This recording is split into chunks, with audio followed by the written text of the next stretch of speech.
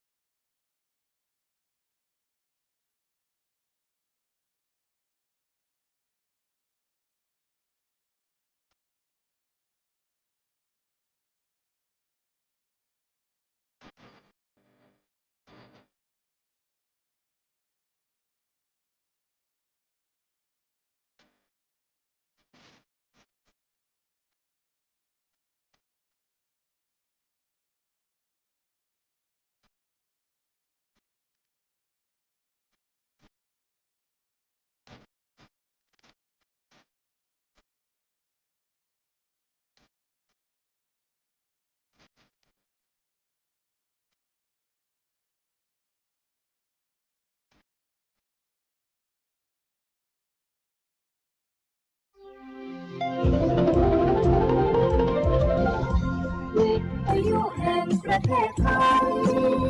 ให้ความรู้คู่ความสุข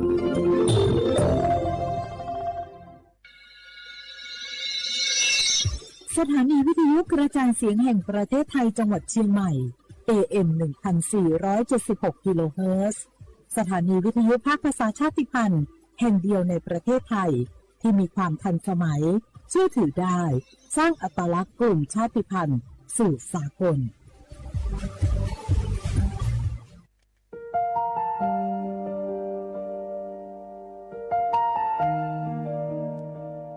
ขอน้อมเกล้าถวายอาลัย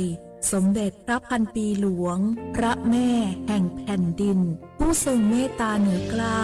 ขอพระองค์เสด็จสู่สวรรคาลัยข้าพระพุทธเจ้าข้าราชการและเจ้าหน้าที่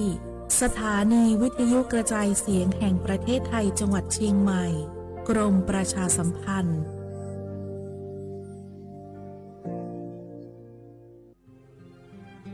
ข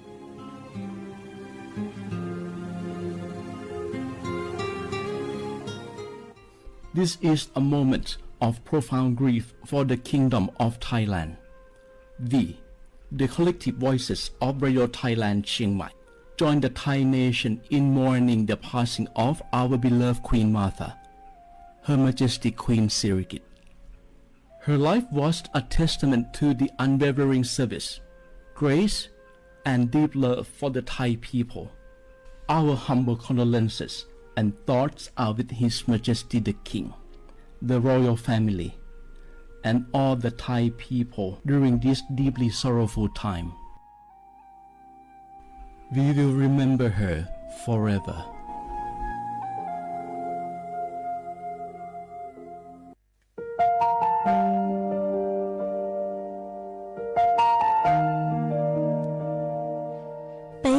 Trọng môn mua kỹ tàu xa cứ nạ văn giữa thái tàu thi chua tàu cho bấy suốt lâu chê lầu lúc suốt tàu xa lùng đầu bấy hãy nên môn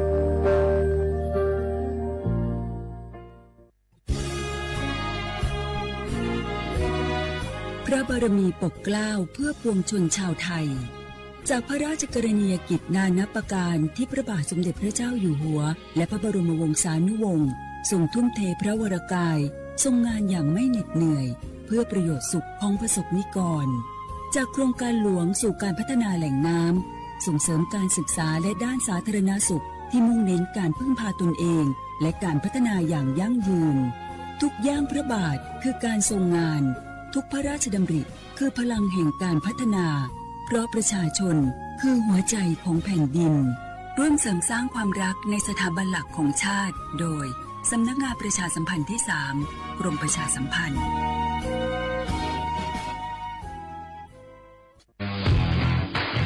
รัฐบาลไทยประกาศสงครามสแกมเมอร์รัฐบาลจึงได้ประกาศสงครามกับสแกมเมอร์ในฐานะที่สแกมเมอร์เป็นวาระแห่งชาติและในวันนี้ผมก็ได้ใช้โอกาสนี้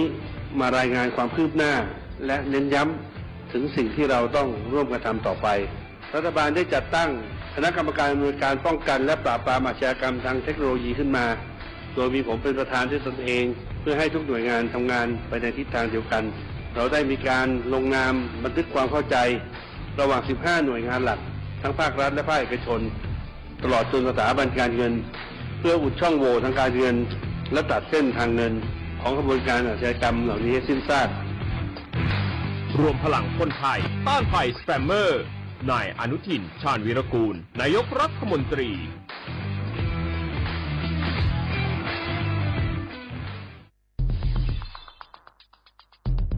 แค่3 ปีความเสียหายจากอาชญากรรมไซเบอร์ของคนไทยพุ่งทะลุถึง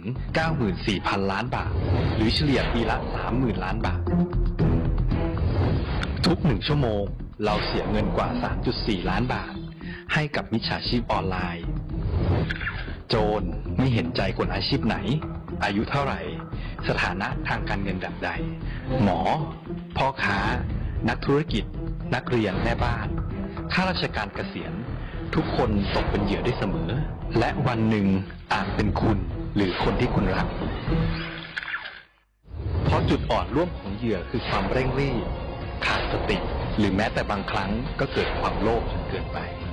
อย่าปล่อยให้การกดคลิกเดียวลิงก์เดียวทำให้โจรยิ้มกว้างวันนี้ถึงเวลาแล้วที่คนไทยทุกคนจะต้องร่วมมือกันสร้างภูมิคุ้มกันอาชญากรรมไซเบอร์ช่วยกันหยุดก่อนที่ภัยไซเบอร์จะทำให้คนที่คุณรักและตัวคุณเองกลายเป็นเหยื่อ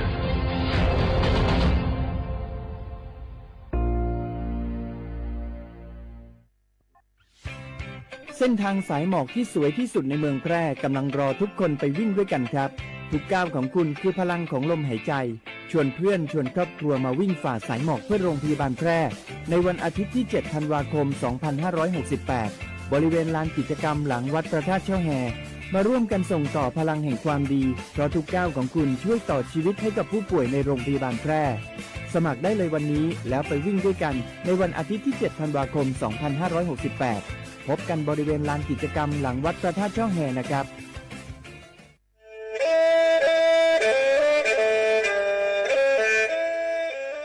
จอหนูจื้อคณะรัฐมนตรีเตามั่วมติเถานุติเน่งเก่าจั่วลูกเก่าลินดูชงอ้อเช้งจื้อปัวเจ้าเจ้าช่างกวดเล่งมั่งเกล่าเต้งเหน่งสถานะหาสัญชาติจัวจอตัวเน่งกือย่อจัวหูเตเฉอไทยเจ้าเลจู้ใจมาตราเก่าช่างแห่งพระราชบัญญัติคนเข้าเมืองชงอ้อเช้งจื้อปัวเน่งเก่าอ้อจัวจอตัวเน่งกือจึงกังลุงย่อจัวหูเตเฉอไทยเด่นเดลูเหล่าหามั่วทะเบียนประวัติเจ้าเก๋เจ้าใจมั่วเป็นสื่อจีนเต้าเต๋อถอสถานะคนต่างด้าวเข้าเมืองอย่างเจ้าเก๋เจ้าใจเตาหาเจ้าเลจู้ใจมาตราช่างทวิแห่งพระราชบัญญัติสัญชาติชงอ้อเช้งจื้อปัวหยี่จอตัวเองคืออยู่จัวหูเตเฉอไทยคือมั่วเล่งจื้อรอชื่อเล่งหน้าย่อจัวหูทะเบียนประวัติบุคคลคือจุมั่วสถานะทางทะเบียนมั่วเป็นสื่อจีนเต้าเต๋อถอสัญชาติไทยเตา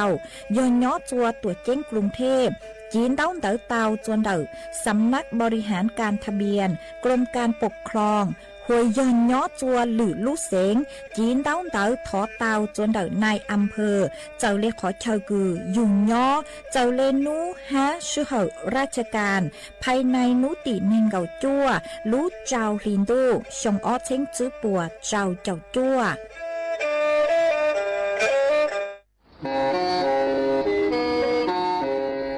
เล่งตือสังเกงโฆษณาจวนเต่าสุต้องจัวสังชัวหูเต้เฉียวไทยเต่าลู่เสียงเจ้งใหม่คือยอขอเชยมัวเก๋เป้าจูเก๋ฉีฟางนอนรอเต่าชงเหงสัญญาณเมืองเต่าเกล้ท่องเปล่าหูลู่เสียงเจ้งใหม่ยอเล่งตือสังเกงนัวหล่อนงตัวเต่าจวนเต่าสุต้องจัวสังชัวหูเต้เฉียวไทยเต่าลู่เสียงเจ้งใหม่จวนเต่าตุงเบอร์สุต้องศูนย์จื้อเป้อ้อช่างเจ้าศูนย์เจ้าหยี่หล่อชื่อศูนย์จั่วอ้อเปล่าเจ้าหยี่จื้อช่างจั่ว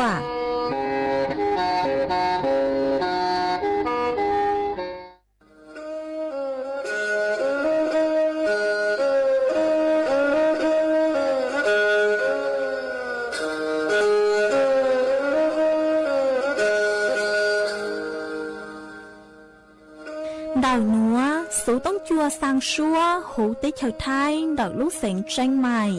ลูกชื่อเหอฮาลูมงอีนูไปหาอ้อจายังเฉิงจู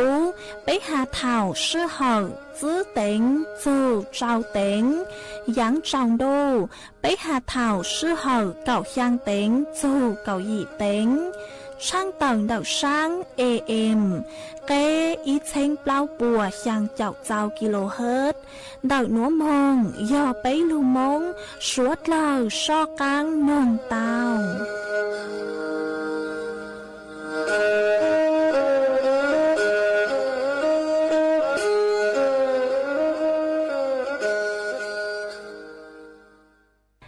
nhớ rong ý trọng nạt giữa cái tin ninh trang suốt lâu đậu núa cú bao nhà sảnh hàng rong xa trọc ăn chọn đủ số tống chua hà lô mong đậu lúc sảnh tranh mày tuôn giữ ý trọng nạt giữa cái tin ninh trang suốt lâu quan đếch núa chơi yuột thỏi ý trọng nạt giữa cái tin ninh trang suốt lâu cứ mình càng lưu sái hang càng lưu nông nhớ số hú page Facebook mà thỏกดไม่ปังกดไลค์กดแชร์อีแหล่งอีแชร์ปู้ตัวเพจสวท AM อีเชงเปล่าปัวช่างเจ้าเจ้ากิโลเฮิรตซ์มากูอจองดาวจะไม่สวดเลยกูไม่ปังเชิงกังสู่ต้องจัวฮาโลมงเดาลูกเสียงใจใหม่อ๋อ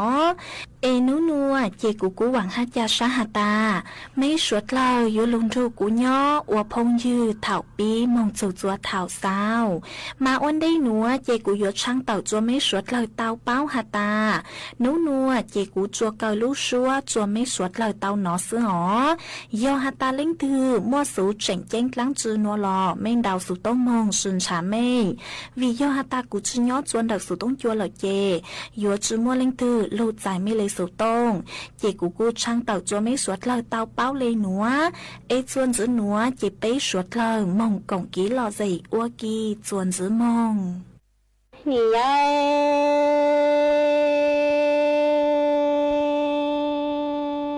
ชงนาดูเตมาเปเมน nó thiên tin thơ li nhẹ phẳng đô tí phẳng tê nhẹ gòn cho tin thơ nam ho ni ai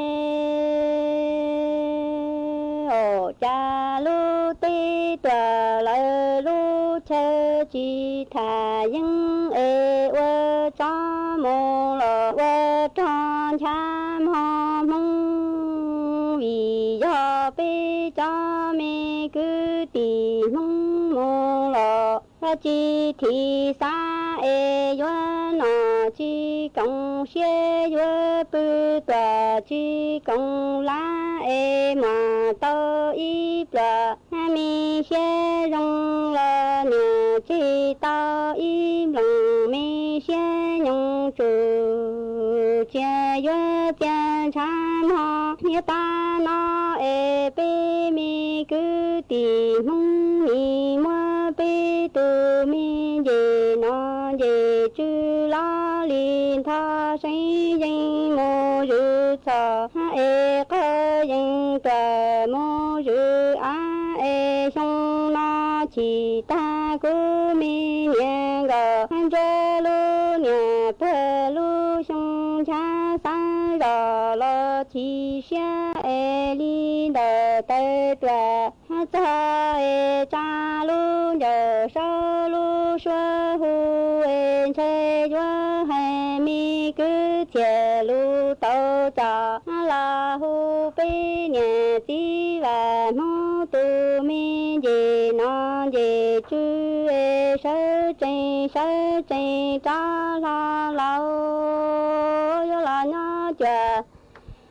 ha chê ơ bê tu mi nó lò ê gì tê ơ bê tu mi tí lò ba ê nó luôn đờ sơ lu sơ sinh chê sơ lì tranh lò lò tơ lu trồng nhà bờ lỡ trồng cô ơ bê mi cứ tì tu chư ca mò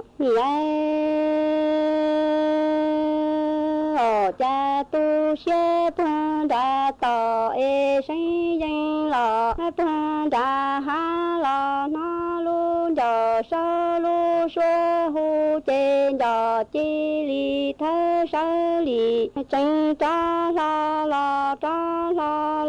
dò chi li danh đò đua bê mi cứ tì mô lu mi xê mò đông đủ đơ thoa nhẹ ya thuê cho ê quả sinh yu ye thuê nó tòa lơ thuê mò ê tiền gì ô quê mò tòa yo lòng cha mò như ta nó ê chê yo sơ lì tranh lòng đầu đua bê mi cứ tì mông mô lọ lu xê sam hò mông xì mi nung nó ni ai sông nó đủ tê mò bê mi nhẹ gò nó thê tin thơ li nhẹ phẳng tu tí phẳng tê nhẹ gò cho tin thơ nam ho ta nó lu tê lu chơ chi thà những ê vơ cho mô tòa vơ cho lò ê bê cho mi cứ tì han ho ê nà chi si lu hồ chi si cho ê mà y bờ nhẹ xe rong lo nhẹ chi tao im lòng mi xe nhung tí chủ chê yue chê trò ê mua bê nhẹ tí và mô tu mi dì nó dì chư ê la linh tha sinh dân tòa mô rư á ê cô dân mô rư chò mô mi cha sung nó chỉ ta cô mi nhẹ gòn cho xe qua nhẹ ya thô qua sung chỉ bom lò ê li cha đồ sâu cha xuôi hu hê cứ chè tu tàu cha chi và mu tu mi gì non gì chư sơ trình cho lo là nhớ chờ cha vợ bê tu mi chi lo ba gì tia vợ bê tu mi nó lo nó luôn giờ sau lu sơ sinh chế sơ lì trình lo rong tua lu mi trồng hành nhà bờ lỡ trồng cô bê mi cứ tìm hú tu chữ cho mò mi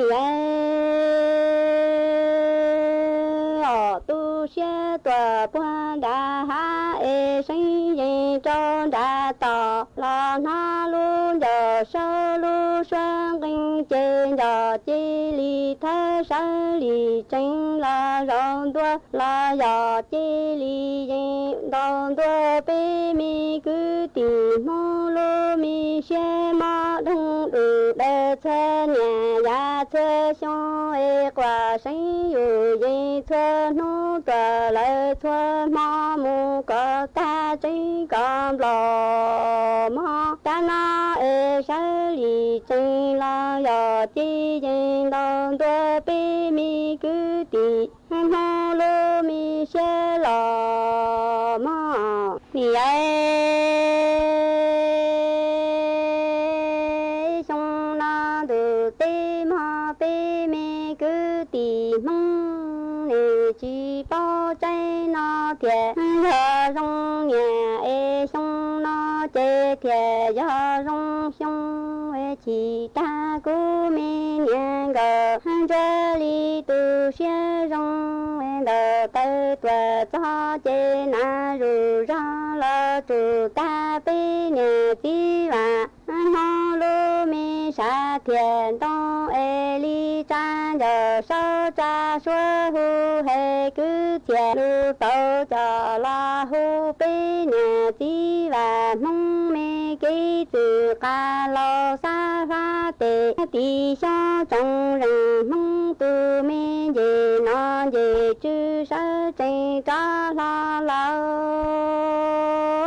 nhớ chờ cha mô chỉ tia gì tia là nhớ đó mong nó luôn giờ sơ lu xuôi hu trên giờ chi li thế sơ li chẳng là đào tua bê mi cứ tì mong lu mi xe ma đông đủ để thuê nhà ya thuê xong chỉ tao trong ở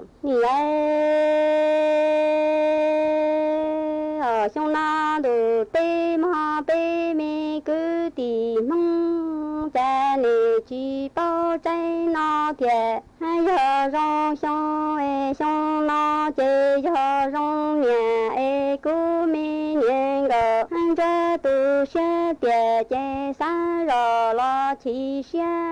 đờ tơ tua cho chế na ru ra la tu ha ta bê nhà chỉ và mô lu mi sa thiệt đi cha giờ hai sơ cha xuôi hu hệ cứ thiệt lu tơ cho la hu bê nhà chỉ và mô mi ký từ ha ca lo sa pha tê tí so trong rừng mô tu mi gì nó gì ha chư sơ trình cho la là nhớ chờ ha cha còn ta mô gì tia nhớ mô chỉ chè nó luôn giờ sơ lu sơ hu chê sơ li trình lo giờ chê li trình đo tua bê mi cứ tì mô lu mi xe ma đông được để thuê xong thơ thuê nhà chỉ tao nhà mò mi xong na được tê ma bê mi cứ tì mong nhà nè chỉ bao qua nó na thiệt do nó rong ma nó do ma cả thế cú mi nhện gần cho tu sinh già trên đời tơ tua cho li cha giờ sao cha xuôi hu hay cứ che lu tàu cha la hu bi nhẹ chi và hô mi kí chữ ca lô sa sa tê tí cho trong rừng hô tu mi gì nó gì chữ sa trình cha la la nhá chờ thiên la cả ta mong gì tiền nhá mong tăng cả mong thế duyên sa li trình la đầu tu bi mi cứ tì mong lu mi sẽ cả mongส่วนซื้อหนัวเจกุยมัวอีรังลูเป้าคือฮัตโซกินบ้างยูตุเข่งอวนเด้คือยูยัวมงบริจาคช้างจะหลุดถังจัวสวดเลอเตาเป้ามาอวนเด้คือยูยัวมงบริจาคจอนช้างมายูจุตามบ้างยูตุเข่งเจ้าเลยหนัวย่อยูจุเต้าปือจุกวกปุ้มพออวนเด้คือยูยัวมงบริจาคช้างอีมอย่อยัวจุเต้าใช้หัวยูลุจีชอบปูจัวเต้าใจเต้เข้าทัวหลอดซื้อย่อจืดช้อนนอจะชั่วคือคูมอวันได้คืออยู่ยัวมองบริจาคจอนสังเดอหายัวจุเต้านอจะเจ้าจะหมอจะกว่าปุ้มพอจะกว่าปูหลอไปปลัวอินุไปปลัวหายัวจุเต้าร่างช้อนนอจะเจ้าหมอคือมัวจอนดาวดาวอย่างเจ้าช่างเปล่ายอดเจ้าชั่วโมงเปล่าย่อยัวจุเต้าเฮาเล่วันได้คืออยู่ยัวมองบริจาคจอนสังไปเจ้านาทีกูยังเลยไปจูบเล้าแก้วมาสะเลจืออัวจัวอยู่อัวเจ้ามัวเท่าคืออยู่ตั้งต่อบริจาคจอนช้างหลอดซื้อยอต่อก้างคืออยู่บริจาคจอนช้างตั้งหลอหาอยู่จู่เต้าร่างช้อเฮาจอดเล่จอดเจ้าอย่างเจ้าช่างเปล่าแนงเก่าเปล่าชั่วโมงอวนได้คืออยู่ลงบริจาคจอนช้างหาอยู่จู่เต้าร่างช้อเฮาหลวยเย้งอวนได้หาต่อก้างคืออยู่ยัวบริจาคจอนช้างcứยังเล่นเต่าอีชั่วโมงสะเลยอวดจัวรู้จือหนึ่งฟอกจ๋อช้างเต่าจงอ๋อเจกูกู้จะรู้ถังจัวสวดลอยเต่าเป้าเลยหนัวจวนจือหนัวจีไปจอกันมองกองกีหล่อใจอ้วกีจวนจือมอง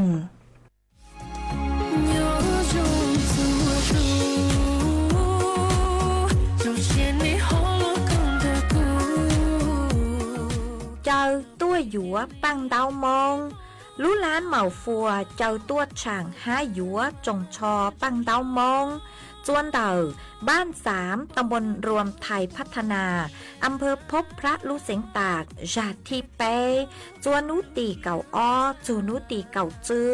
ลูกเก่าอ้อลินดูชงอ้อเช้งจื้อปวดเจ้าเจ้าหยีจื้อเท่ารู้ชื่อเห่าหยีแตงจูเก่าจั่วแตง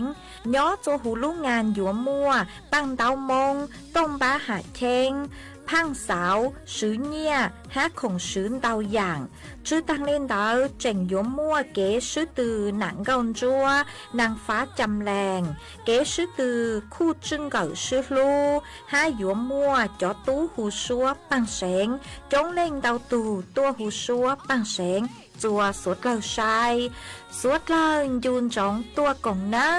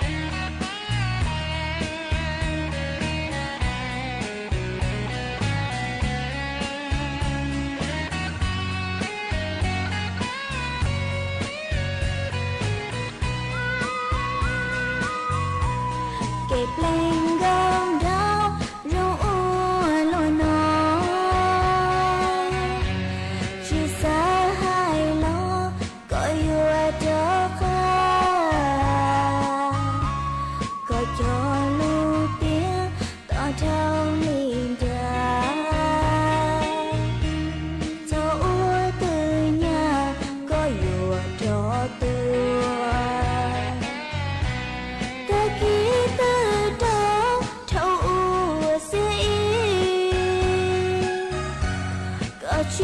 多去的路就去，人才多多全中苏给，的这些美这个龙血。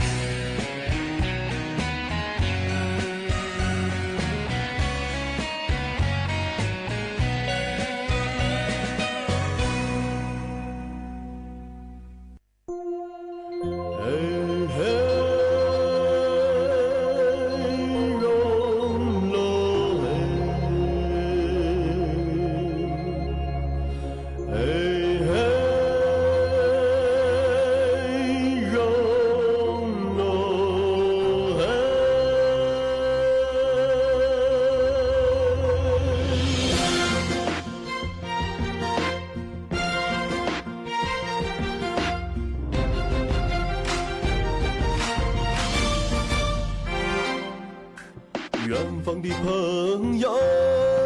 请到苗山走一趟，走一趟，走一趟，请到苗山走一趟。走进苗山，一派好风光喽，好风光喽，好风光，苗山一派好风光。แล้วนักวิทยาศาสตร์จอนครซีอานมาหมดจออีโลกุจอแล้วเชเฉอเชลูกกดเจร้อลีมาลูกุจอนแต่หูที่สีมัวยีเจ้าเปยีแล้วหูชัวหัวเหมียวใจเหมียวใจน่าจะอย่ามองจอถ้าเชิญแต่ย่อโจนแต่หัวตูได้ด่าท้ายหัวแม่น้ำเหลืองแทนแม่น้ำเหยียงสีตูเดินจ้าแต่ย่อจอรุ่นดงสีอานได้เฉยชัวแล้วเจ้ากุมใจรู้ท่าเชิญแต่ย่อแต่ย่อเท่าอู้เหลือมองกู้ย่อมามองหล่อเฉาหน้าเจี๊ยบไปเจ้าโตท่าเชิญแต่ขอเชิญแต่ชื่อสีหล่อโตอิงเกอตุ้นชาย我我蒙古字在金钟个嘛蒙古字么北度温柔你奥度呢老我伢打奥度呢老一度没有蒙里一度没有蒙扎度有蒙扎胡我扎一片度有蒙里胡我里高片有奥度没有地大错度呢罗你胡我蒙古字หนึ่งรอเตียงเก้ามาหนึ่งยาอีตูนถ่ายจะร้องเกาหลีแต่เล่นรอเราเยอะๆมงก็จีเล่นยาวเราเยอะๆมงก็จีตู่มั่วเราเยอะๆมงก็จีตู่ปลอเราเยอะมงก็จีแต่ถ้าเดี๋ยวจะชี้แจงมงก็จีแต่มงก็จีจีปากกาเยอะเรื่องตื่นแต่เมื่ออีโนมงก็จีเด็ดเราเปตงเรียต่อตรงจากเตี้ยแต่ป้าป๋อใจเตินจากกะเยะแต่ขอมงก็จีเชียแต่มงก็จีหาเตี้ยเรื่องซ้อเราหยอมงก็จีเรื่องยาวเราหยอมงก็จีมงก็จีหยอเรื่องตื่นเทเลเราน่าแต่มงก็จีสังตาแต่มงก็จีตีหล่อหมูเอาไปตรวจตอนเต้แต่ของจีอีตัวเยอะเหล่าหล่อได้หกกับเป้าหล่อจะเหนือรุ่มเบหัวจุยยังชัวแต่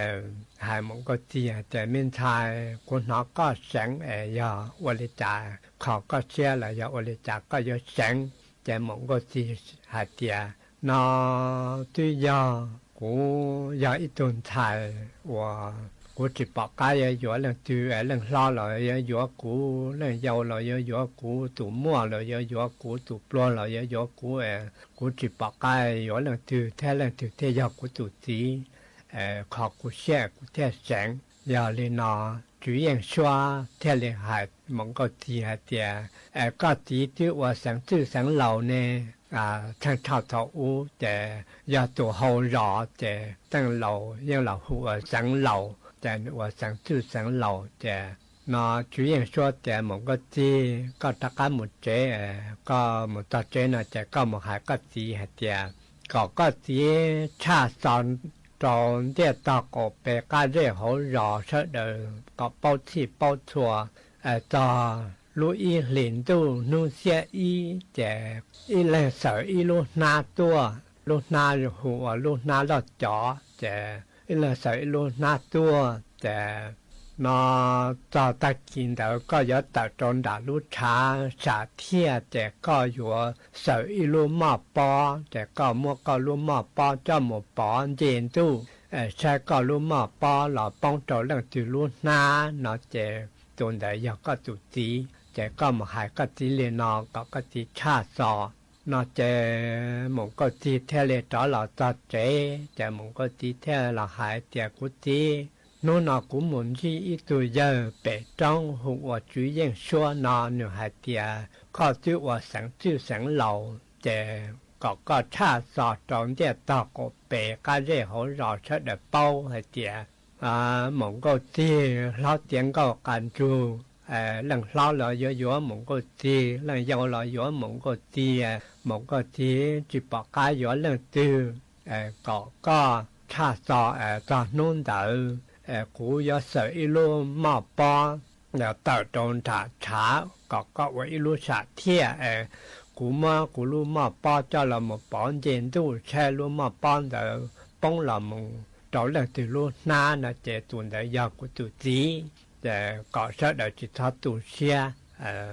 วันนี้นอแต่มงก็ที่ตอนเราจัดใจแต่มงก็ที่เท่าไรหายกูแต่กูที่ก็ชาติต่อตรงเดียตอกก็ไปก็เรื่องหัวรอก็เป้าชัวรู้อีหลินตู้นู่เสียอีแต่กูยอเสืออีลูมาปอถ้ากูยอจะอีลูหราเราลงแต่ตัดตรงด่าลูสาเที่ยวก็กูมั่วกูลูมาปอจะหมดปอเด่นตู้ใช้อีจงตู้รัวใช้เดือตัวถวนลุนเจ้าหน้าใช้ลุมมาป้อหล่อป้องโจแล้วตื่นลุหน้าโหลน่าจะตุนแต่ยากุตุจียาเลยน่ะเดี๋ยวสังเหล่าเทเลชาสอดตรงเดียตอกเปก้าเจ้าเขาหล่อเป้าที่เป้าชัวเจโอ้เมื่ออีตัวตุนจวนยอเปจงหนูหัวจีนดงเกิดนอหนูยอเปจงหนูต่อเนี่ยหนูยอเปรู้เนี่ยกาเรนเปจงชื่อเจหนูกูหนอเทียเจหนูเทเลหมดเจียต่ออีจอมาส่งเจ้าเราขี่我一路拿老脚，在大路一领导路线一在蒙古的只差少的，出的多气多错多不电炸大。长度多少少的，出的多不电炸大的，蒙古的天里的不多种的容能的老多好路上天的。蒙古字聽你係就一種咯，你嚟撈落去咗蒙古字，嚟有落咗蒙古字，杜摸落去咗蒙古字，杜布落咗蒙古字古蒙古字只白加咗嚟杜，小嚟杜聽你有古杜字，就นู่นน่ะกูยอมกูรู้มาป้าว่ากูตัวเด็กเตนะปานเจนตู้ใช่กูรู้มาป้านะลำมาป้องเรื่องตื่นรู้หน้าโลนะเจกูย้อนตัวเด็กว่ากูตัวจีซื้ออย่าป้องจังเรื่องตื่นลีน่ะนะกูย้อนเรื่องตื่นน่ะนะเนี่ยใช่เดี๋ยวอีจงตู้หัวใช่เดี๋ยวถ้าตู้เสียดอกกูมันก็จีเทเลนเจเราจองรู้ชาเทียแต่มันก็จีเทเลมันก็จีรู้มาป้าแต่หลานเจนตู้เจรู้มาป้อนเลยปลอกการแต่เจป้องตะการหลอดเจโอ้จะป้องหลอดจีป้องหลอดจ่าเตี้ยหอรู้มาป้อป้องหลอดตัวเป็ดจ้องเหลือโลเจอีจ่องตู้หัวเจโอ้ป้องหลอดตัวเป็ดจ้องเหลือใช้เดี๋ยวชี้ตีโมใช้เดี๋ยวเรื่องตีโมขาเต้าเจใช้เดี๋ยวชี้ตีโมจะเป็ดจ้องเจรู้มาป้อหลอดป้องจ่อหัวจีนดงกับรู้หน้ามาส่งเลยเจ nó mong có chỉ và sáng chữ lầu một cho thế thì chỉ tao là bố lô mà bao nó là bông lò dọ kế cho tôi tiến đồng cả lúc na lều chia minh thái cho cá lần trả chia cho cá một bỏ đua là chế một cái gì hay chế cú gì cú tuy nhiên là hay chế cú cho bỏ nhỏ ít rau chứ cú bỏ chỉ nhỏ chơi rau chế chế bông cho tiến đồng cả lúc tiến đồng cả chế giờ tụt blo là chế nữ giờ cú tụt gì chế nó theo bông cho nữ lúc na chế chỉ thao tụt chiaจะก็ถ้าวันเรียนแต่จะไปดักการมองดักเตี้ยจินดงก็เนี่ยอยากกุตุตีน่าจะสังเกตเราแต่จีเต้าอยากจะอยากก็วันเรียนนามาจีปอดัวนามาจะใช้เดิมโมกุจากุตุตีนั่งเราโมเจ้าใช้เดิมใจใช้แล้วตัวถอดตัวกุตุตีนั่งเจ้าเรานามาแล้วตัวเทลีอยากกุตุเบาđó lâu là trong đã tiệt chế tí sáng lâu chọc rõ nụ tụ chín năng tập lại hồng của lò một chế có ít chọn luôn một thọ chạy lô chạy tụ một chạy lò rồi tí cho tao cho nên đó là tụ một chạy lò tí cho tao cho đó là chế thọ ít ta kỳ chế thọ chỉ tàu sáng lâu tụ chín năng chạy tí sáng lâu chạy giờ liền này ít chọn luôn thọ chỉ tàu chạy chế giờ lên nó chính đồng cậu có sự thọ ha nó chế chính đồng cậu dàn tiền một trò chế trên cậu lo chế chính đồng cậu chế cái lòng cậu sợ nặng đó cậu chế tụ chính năng tràn từ bên gì lúc rõ tất cả là tranh cậu trọc họ cũ chế giờ lên chế chính đồng cậu nhé giờ cũng tụ bảo chế chế giờ lên nó chế bên muốn là bị chế bên muốn bà đây bà trở mà bạn cái bà nó chế mất mong có gì cho chính đồng cậu gió nó chế thế sáng lầu nhưng lầu lúc xe nhưng lầu chỉ nhẹ chính đồng cỡ lầu ở võ lô vì giờ chính đồng cỡ giờ ít tu plua tuôn chua trẻ theo một bà nọ bà hậu trẻ nếu ở tu chỉ lầu trái gì phèn theo liệt công phèn ở tu hay trẻ chỉ loa của chỉ hay liệt và có in chỉ giờ被bà nọ bà hậu trẻ lô nọ trẻ có thao tạm mua cóเราจีนเดียเอาตัวจีนเราเนาะเก่งจนจ้าก็เราเราจนจ้าก็เราใช้หน้าแต่ตัวเนาะเจก็หน้าแต่ดาวซื้อแต่ว่าจีเจเดียเนาะเจก็ถ้าเจเดียเลยแล้วเลยปะตองก็ตองหน้าตองเดตองเจ้าเจจ้องตาเจจีนดงก็เทเลเราจีนเดียเอาตัวจีนเราเก่งจนจ้าเจเทเลเราหน้าตาแต่จินดงก็จีตัวเทโลแต่จินดงก็จีตัวเจเจสังเหล่าเสียจินจ้าแต่เจสังเหล่าเจอย่าเลยจินดงก็จังจีตัวแท้เจจินดงก็ว่าต่อหือเจจ้ามอจินดงก็ซาเลยเดดาชาติอูหาจังว่าจ่อว่าจ่อเจชาเดดาชาติอูเจยามงก็จัวว่าจ่อใจมอจินดงก็ซาหมว่าจ่อใช่เราเนี่ยว่าจ่อเราเนี่ยจีตัวแท้นาเรามาลีเจียนเนี่ยอยู่เจแท้เลยจินดงก็จุลังดังมงก็จีปูเอาไปหมอเลยโลเจมงก็จีตัวหมออีปามิญญต่อเขาเจแต่จินดงก็มูเลยโลจะใจนังจูว่ามาสังเหล่าตัวจินนังใจจานจูหมดตอนตัวเดดาชาตินอเจเดดาชาติอัวมงก็จัวแล้วว่าจ่อชัวผ่อนจ่อดงกะเดียลูเจแล้วตีนจีผ่อตัวเจมงก็เทเลสาวแกเป้ตัวดัวรากของแกจินดงก็จงจวนจ้าเจมงก็จัวให้เจจูที่ท่าตัวตีอย่าเรานั่งเจกุมเจ้าหลอนจะเป้ว่าตายน่ะเจมงก็จัวเทเลตัวเจ้าจินดงก็มูละเจมุนดอกมงก็จัวว่าตายเจmột giờ chế mong có cho mua chua cho chính đồng cái hậu chế chính đồng cái gia tản thế chứ chính gia tả ca lô chính gia ca mong có chi lại lô chế một nhà tao cho xong và trọ tao cho xong mong có cho lô tê chờ tiệt tụ ta lấy này nô tổ nhô tổ chữ nọ chế và là nó nhổ chữ để ô là bỏ tin đồng cậu để ô là thế lý giá đã có là trâu một cái gì tới chờ để thế lý lò xe nó một cái gì tôi dù tới ít tuổi cho ở tuổi nhẹ tuổi nên nó một khởi luật tên nhà bê tạo lia cho làตัวต่ออีเนี่ยผงเตะชูต่อสอลูแต่ผ้าตัวเวลาเรานอนเจมงก็จีให้เตียเวลาถอก็เท่านั้นอยู่แต่ชูจินดงก็หมดว่าต่อดอกเด็ดดาชาติอูเลยช่วยอยู่เอาตัวเนี่ยตัวซื้ออยู่ต่อเนี่ยอยู่จีมอหนอถอก็เท่านั้นแต่เวลาให้เตียมงก็จีก็เท่าให้แล้วก็เจ้ากูนอก็giờ có tiếng đồng cờ nó có tiếng đồng cờ hạt chẳng nhỏ hả của tôi ở này nó muốn nó nhổ chuyện của tôi muốn bỏ có tiếng đồng cờ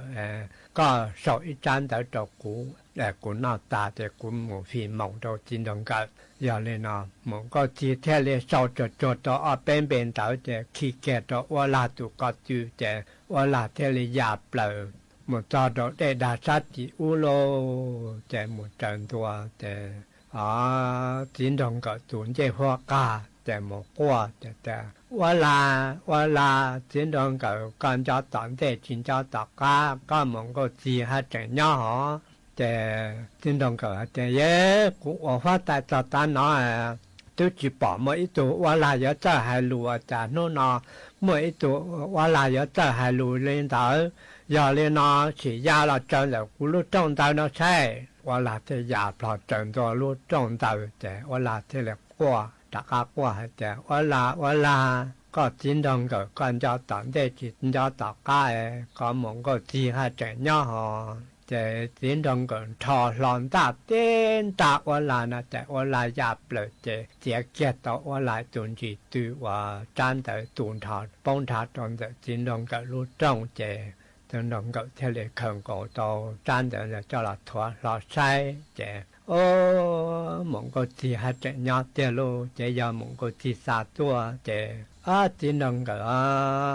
theo lệ chỉ thắng để chế chính đồng cậu qua lô chính đồng cậu qua tàu bê nô bê mỏ chế mong có chùa theo chế chính đồng cậu có lòng đọc của phát tại ta nói có chút chỉ qua trả tàu ở bênนู้นน่ะจะก็อยู่ในนู้นกว่าน่ะจินดงก็ให้เจียยากูหลอนดอกก็ว่าว่าแต่ตอจ่อส่งตาน่ะก็chút chỉหูกูเปลี่ยกูเทเลกว่าหมองก็จ่อแท้เจียอย่าลีน่ะเจกูมาหายแต่ตัวแค่หมดตัวอยู่ตัวจื่อมาหมอก็จะละหูเปลี่ยlấy một tuần nhiều tuần tiểu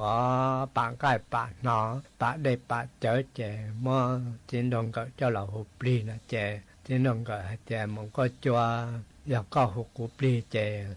nó có lý có thải khẩu bé khẩu chở cho của hồi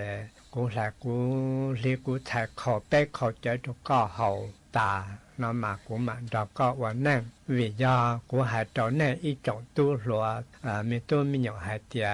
lúa hai tiền bao số chuột tàu giờ lần tiêu chỉ tàu một tới chờ số để lần tiêu chỉ bỏ bao số chuột tàu tới một tới chờ số là để bỏ bao số chuột tàu bao số thải có tàu mẹ li bao số ngọc khẩu mẹ tụ tí năng để chỉ cho ta ngọc khẩu để theo lọ để cho li chính con ngọc theo là hậu mong có cho bé khẩu chở ta chính đồng ngọc chỉ câu họ mong có cho hậu chính đồng ngọc bé khẩu chở ta để mong có cho câu lô để chính đồng ngọc sang mong có cho câu chở để chính đồng ngọc theo là nó sạp lớn năng tràn từ lọ lửa để cho tôi hay thế nếu phát tài có chỉ sợ là tiếng đồng cầu trả cá lừa lô thế một cái cho theo lệ sợ chèn lọ thế cho bể năng cho cũ nó thế theo lệ bể lo năng cho thế một cái cho theo lệ tràn từ năng chậu tiếng đồng cầu là lạp lại để đa sa chỉ nó thế tiếng đồng cầu theo là để năng to thế một cái cho theo thế tiếng đồng cầu của bao lỡ mà giờ cũng sẽ chỉ đâu cũng mà cho hậu cho có hậu con giao tận để cho chính giao tất cả กูอย่าป้อให้เตียก็มัวป้อมัวเซอย่าลีนู้นก็ยอตะการมันเถียก็ป้อก็เสหล่อกูยองเสียเจก็มัวจะกูมัวรู้ที่เส้นนอตก็ก็ตะการมัวจีมัวสุแทงนอละเจมัวสุแทงนอละก็มัวรู้ที่เส้นนอเปยาตอนเตเปยาตะกาเจกูจะตั้งเทเลตัวป้าตกก็นอเจtin đồng cái tạng có một cái cho lúc khi sang trong để tin đồng cái đa năng điều lo lỡ lô đó là cho chế bỏ ăn nè tu tạo họ cho tôi khẩn tôi nhận plei và nhau tôi lia và nói mua chỉ thôi cho một món nào chứ chế ở tu bỏ đằng tin đồng cái lo chế ở tu chế ô trả giỏi tu lõi tu tí giờ xóa nó chế ở tu chạy ở tu thiệt tất cả mọi người tất cả dễ để thì nó gọi theo lệ lọt toàn rồi theo lệ sầu tàu bên bên tới bỏ thằng tàu theo mong muốn có chùa trang để bỏ thằng tất cả tàu họ khó dễ để muốn có chùa theo lệ khởi kẻ tàu lọt sai để muốn có chùa theo lệ tập lại lọt để ở tu này thì theo sự cái của ta để bằng để biểu ý mà ta kỳ can tu muốn có gì hay thì nó có một là cho ta nóiกูตัวจีหมูใช้นั่งใช้จ้าเลยอยากก็หล่อต่อเลยเจตะกี้น้อเป็นหมูใช้นั่งใช้จ้าอย่าลีน้อก็เจ้ากูตัวมีตู้แทนในวันใจกูปุ๊กไอ้ปุ่มบ่กูเกิดขาจ้องกูมาแล้วกัดตัวที่น้องเกิดเทเลเจ้าตัวมีตู้เจเอาตัวหมูตอนโดนได้อยู่ที่เจอยู่ที่บ่อที่น้องเกิดรอเจอยู่ที่หาแต่จ้าที่น้องเกิดรอเลยnếu mà ở trong ta đó nếu chỉตัวแท้nếu đó là toànแท้nếu yếu ở phê cho bé sư còn nếu sao đời mua nhiều tệ sao đời mua tiền đồng cỡ cho lợn tệ mua cho là chọn tàu luôn chè một câu chỉ theo một toànตัวchè một câu chỉ theo chè tiền đồng cỡ một câu cho hai liên cha cho co cho mua luôn xí sinh nó bây giờ tận thế bây giờ tất cả chè một câu cho tăngตัวba tàu nó chè một câu chỉ theo liềnมอลูชีจะไปยาตอนแต่ไปยาต่อกาเจมองก็จะตั้งเทเลนดอนดูตัวปากเกตต่อเจมอจินเงินดองก็จอดต่อเจมองก็จะแท้เตียกูเจก็เชื่อจินจ้านอจินดองก็ยังละยากูตุตีก็เชื่อจินจ้าก็ยามอนุจิต่อกับตัวยาลีนมุอตอจ้าชงตุจอดเดดาซาเปอูนุจิตัวตาลานุแท้ตะกาหลอก็จะยามถอนต่อกับตัวแท้หรออย่าเล่นนอแต่กูหาตะก็อธิหาเตียจีโนนอเลยยาต่อแต่ไปมองไปเต้นถ่ายอยู่ที่เจ้าเนี่ยตายอยู่ที่นะไปเต้นถ่ายมองอยู่หมดใจวอแล้วที่อยู่ที่แล้วที่ตาวอจะอยู่หมดใจวออยู่หมดใจกูจะที่แต่กูหาเล่นนอตะก็เจรออ้อแต่กูหาเล่นนอตะก็ที่นู้นนอเลยยาต่อแต่ส่งตัวจะรู้อีหลินดูนู้นเสียอีแต่ก็ก่ออีจงตุ้นถ่ายหลัวอีแรงsau ít lúc mà bao tử trong đá tia một bó mà bao một sai tí sáng cả giờ lên nó mong theo để giờ lu xe y nô y liền đủ nô xe y mong tên thái theo để là sai lúc mà bao tử trong đá tia một bó bao một sai tí sáng cả mà hai cái theo lu tàu để mong lu chế bé châu để giờ chủ sĩ là ở lên nó hai trong này sẽ được bao lên nó请你走进妙山来，远方的朋友哟，请你走进妙山来，亲爱的朋友哟，请你走进妙山来，远方的朋友哟，请你走进妙山来。ý trong nà giữ cứ đi nên trang suốt lờ lúc sư hơi yếu tăng lờ dây cũ ở trong đau cho mấy suốt lờ cứ mấy băng chân gàng sự tống chua hà lưu mong đợi lúc sành tranh mày hà mấy cú lùn thu của nhỏ ủa phong dư thảo bí lưu chua chua thảo sao lúc sư hơi yếu tăng lờ dây cú yếu sao sự tống chua chơi cha lên nữa lờ sư bây lên mảng cho cắn lô xuân rút lùa chua thảo lúc sư hơi chứ tính chu trao tính ha cậu香tính chu cậu dị tính nhỏ จัวชวดชวนูเอนูนัวจะอยู่สาวสู่ต้องจัวใจจาเล็งหนัวหลักซื้อ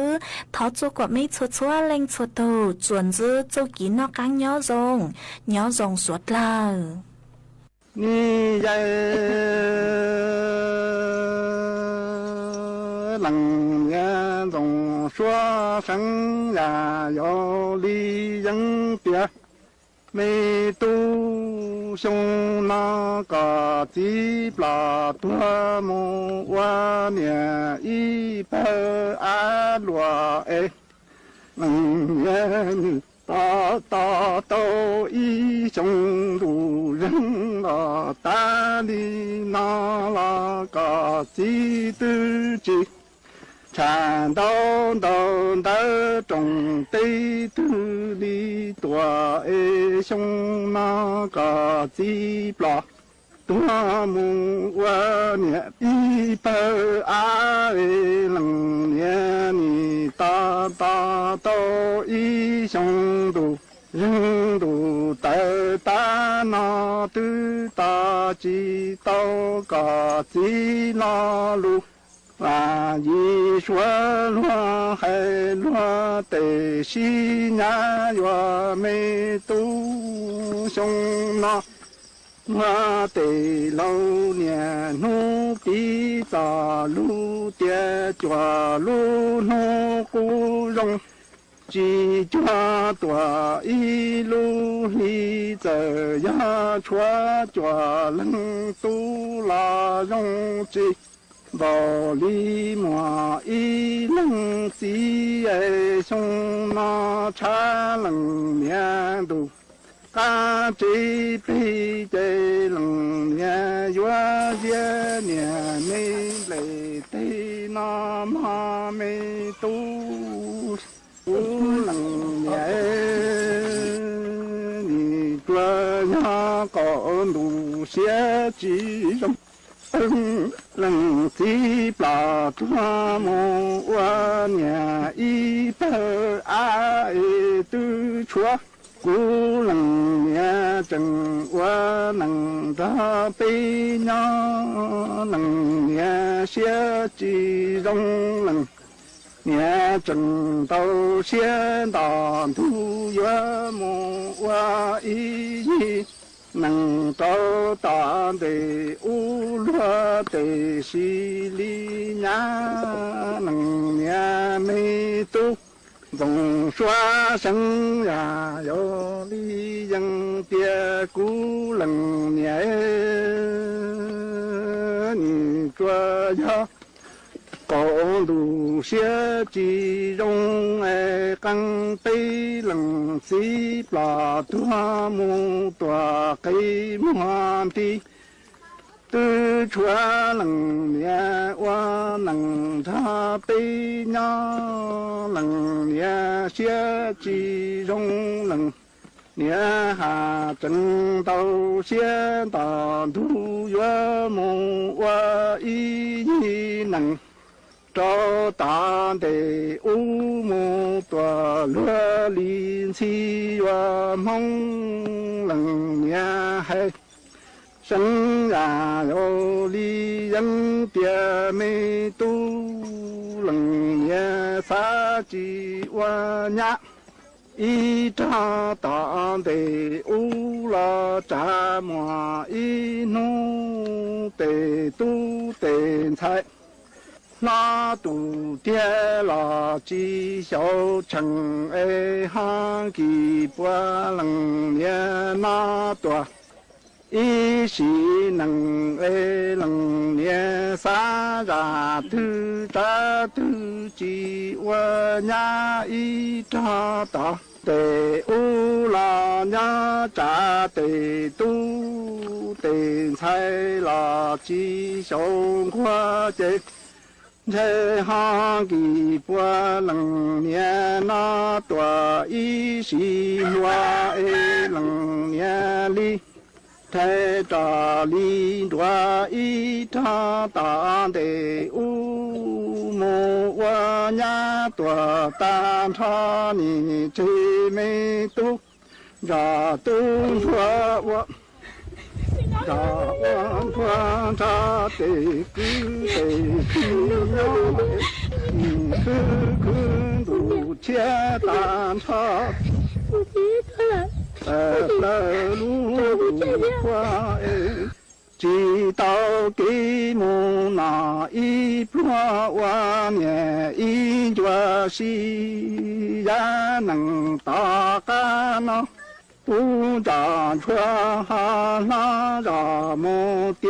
祖哎里的中的走乱，得家乱的哈正么把东长穿冷。年老都几段哎，冷年正么我一能找当的无乱的心情圆梦，咱们东长。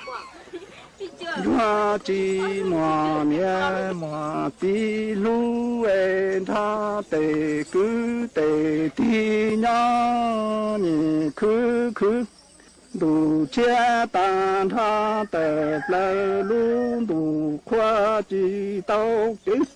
我那一般在年一脚车也能我打。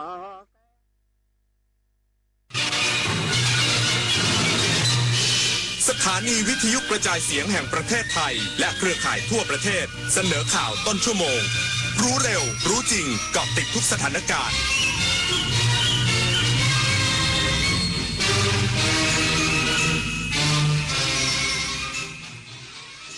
รับฟังข่าวต้นชั่วโมง 6 นาฬิกากับอรัญญาชมชื่นกระทรวงพลังงานยืนยันไม่มีการส่งออกน้ำมันไปยังประเทศกัมพูชาตั้งแต่เดือนกรกฎาคมที่ผ่านมาอีกสักครู่กลับมาติดตามรายละเอียดค่ะเชิญร่วมงานกาชาด2568ร้อยดวงใจพวงประชาน้อมสำนึกพระเมตตาองค์สภานายิกาสภากาชาดไทยเลือกช็อปสินค้าอุปโภคบริโภคพร้อมรุ้นรางวัลพิเศษสลากบำรุงสภากาชาดไทย 11-21 ธันวาคมนี้ตั้งแต่เวลา 11 นาฬิกาถึง 22 นาฬิกาณสวนลุมพินีและช่องทางออนไลน์ผ่าน www.iletcost.org ร่วมร้อยดวงใจสานต่อการให้ที่ไม่มีวันสิ้นสุดพบกับเทศกาลสุดยิ่งใหญ่แห่งปี Princess Cup Thailand 2025 การแข่งขันขี่ม้าชิงถ้วยพระราชทานที่สะท้อนสายสัมพันธ์ระหว่างม้าและผู้ขี่อย่างงดงามเดินชมนิทรรศการสุดประณีตเหินไปกับคิดโซนช็อปสนุกเฟียร์มาร์เก็ตอิ่มอร่อยจากฟู้ดทักพิเศษสำหรับคนรักสุนัขกิจกรรม Dog Fun Run ประกวดสุนัขและการแข่งขันสุนัขใช้งาน IGP ชิงแชมป์ประเทศไทย 22-28 ธันวาคมนี้ที่สนามเป้าเข้าชมฟรีค้นพบความสุขของครอบครัวได้ที่ Princess Cup Thailand 2025ยังยิงยาวปากกระเป๋ายิงฉุบโอ้ขี้โกงอ่ะไหนบอกว่าจะออกค้อนบทเรียนเรื่องความซื่อสัตย์บางครั้งเริ่มจากเกมเล็กๆแค่1เกมแต่การไม่โกงในวันนี้อาจกลายเป็นรากฐานของคนดีในวันหน้าเด็กไทยทุกคนไม่ยอมต่อการเอาเปรียบสังคมไทยในอนาคตจะเต็มไปด้วยคนรุ่นใหม่ที่ยึดถือความถูกต้องโปร่งใสและกล้าปกป้องความจริงเริ่มต้นความซื่อสัตย์จากเรื่องเด็กๆเด็กไทยไม่โกงใครและไม่ให้ใครโกงแสนอาลัยสมเด็จพระพันปีหลวงไทยทั้งปวงหมองหม่นก่นร่ำให้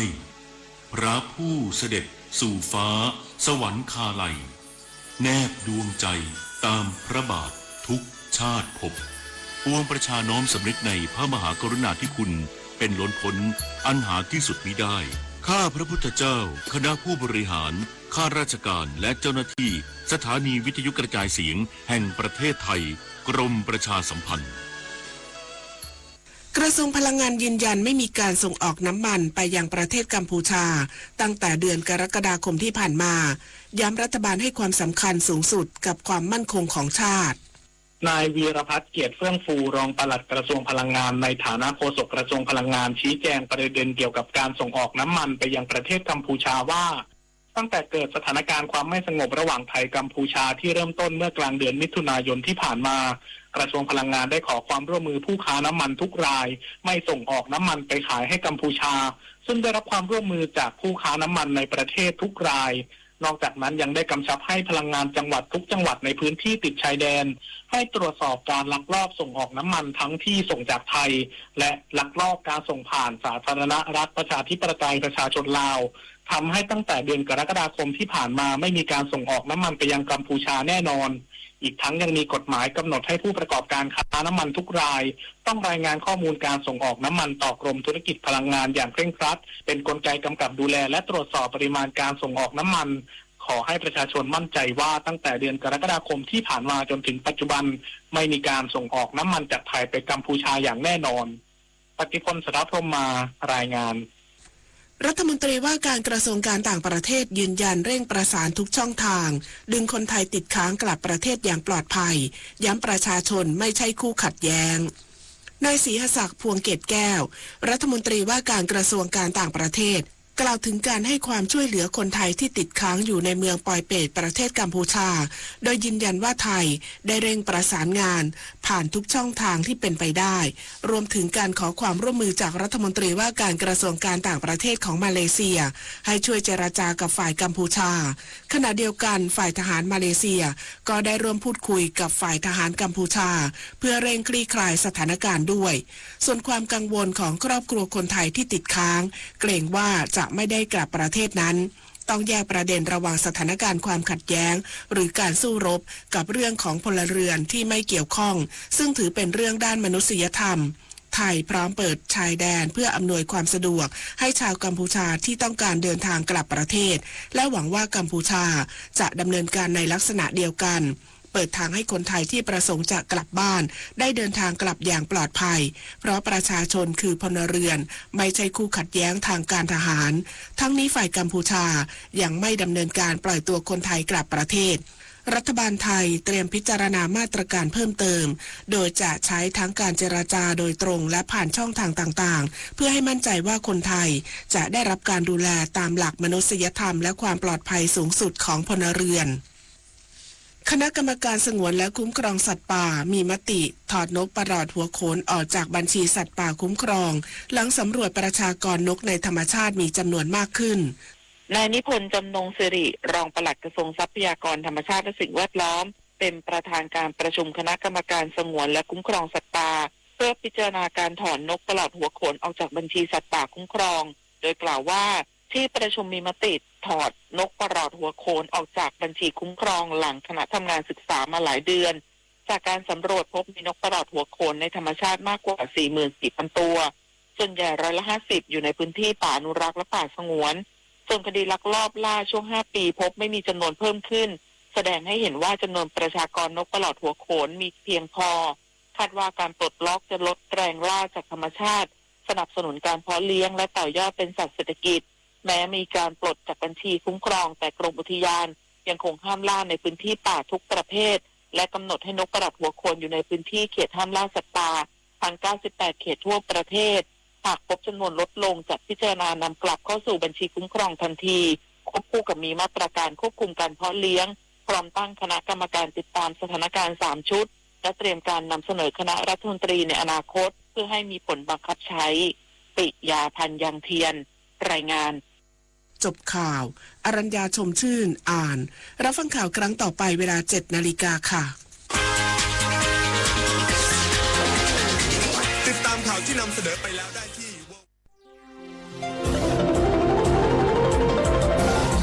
วิทยุแห่งประเทศไทยให้ความรู้กู้ความสุข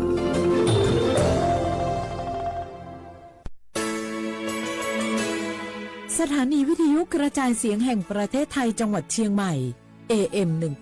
1476 กิโลเฮิรตซ์สถานีวิทยุภาคภาษาชาติพันธุ์แห่งเดียวในประเทศไทย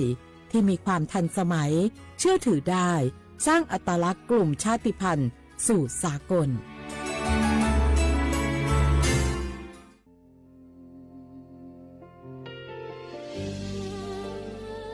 พระเสด็จสู่แดนสวงไทยทั้งปวงน้อมสำนึกในพระมหากรุณาธิคุณตราบนิรันดร์ข้าพระพุทธเจ้าข้าราชการและเจ้าหน้าที่สถานีวิทยุกระจายเสียงแห่งประเทศไทยจังหวัดเชียงใหม่กรมประชาสัมพันธ์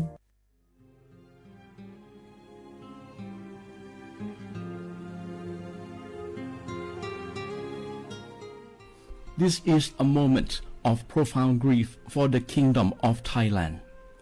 We, the collective voices of Radio Thailand Chiang Mai, join the Thai nation in mourning the passing of our beloved Queen Martha, Her Majesty Queen Sirikit. Her life was a testament to the unwavering service, grace, and deep love for the Thai people. Our humble condolences and thoughts are with His Majesty the King, the royal family, and all the Thai people during this deeply sorrowful time. We will remember her forever.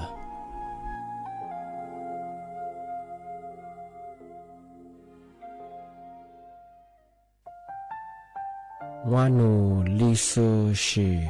แท้มีคนแนวจามาอามุสานีมาอาคือที่ลิซางงวานูวัดซึมาอาคือเฟมากูวัดทัวมาที่ลิชิควาลิปุดูแท้มีคนแนวจามาวานูลิซูชิจะขวาจับโวอามาเฮตาโฮเลเลที่ลินีมาจาจานีมาที่ลิซาจางโง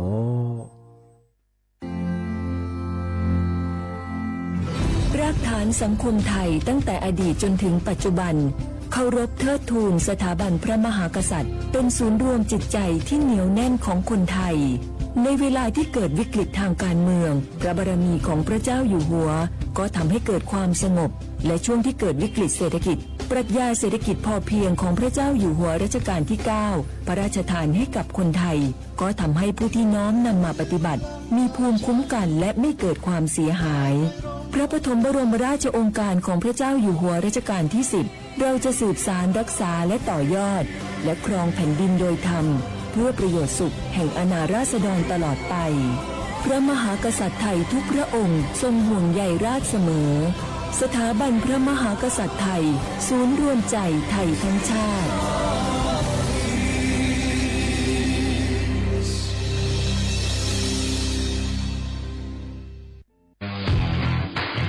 รัฐบาลไทยประกาศสงครามสแกมเมอร์รัฐบาลจึงได้ประกาศสงครามกับสแกมเมอร์ในฐานะที่สแกมเมอร์เป็นวาระแห่งชาติและในวันนี้ผมก็ได้ใช้โอกาสนี้มารายงานความคืบหน้าและเน้นย้ำถึงสิ่งที่เราต้องร่วมกันทำต่อไปรัฐบาลได้จัดตั้งคณะกรรมการอำนวยการป้องกันและปราบปรามอาชญากรรมทางเทคโนโลยีขึ้นมาโดยมีผมเป็นประธานด้วยตนเองเพื่อให้ทุกหน่วยงานทำงานไปในทิศทางเดียวกันเราได้มีการลงนามบันทึกความเข้าใจระหว่าง 15 หน่วยงานหลักทั้งภาครัฐและภาคเอกชนตลอดจนสถาบันการเงินเพื่ออุดช่องโหว่ทางการเงินและตัดเส้นทางเงินของกระบวนการอาชญากรรมเหล่านี้ให้สิ้นซากรวมพลังคนไทยต้านภัยสแปมเมอร์นายอนุทินชาญวีรกูลนายกรัฐมนตรี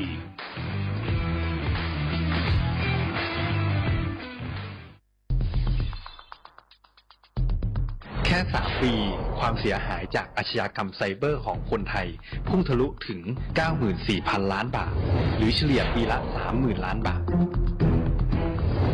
ทุก1 ชั่วโมงเราเสียเงินกว่า 3.4 ล้านบาท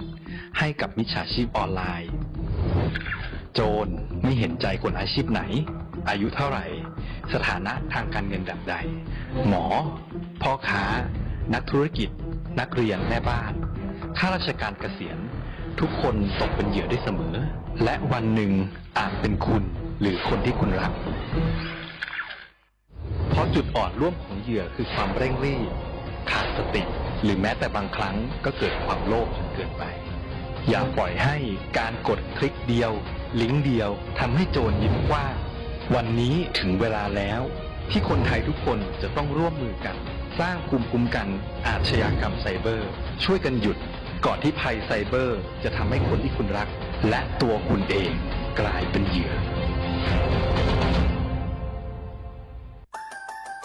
สปสช.ชวนคนไทยทุกคนทั่วประเทศใช้แอปเป๋าตังค์เช็คสิทธิประโยชน์รับบริการป้องกันโรคตามกลุ่มวัยเพื่อลดความเสี่ยงการเจ็บป่วยโดยเลือกเมนูกระเป๋าสุขภาพเลือกสิทธิสุขภาพดีป้องกันโรคสามารถจองคิวพร้อมนัดวันและเวลาเข้ารับบริการได้ฟรีสะดวกรวดเร็วสอบถามเพิ่มเติมสายด่วนสปสช1330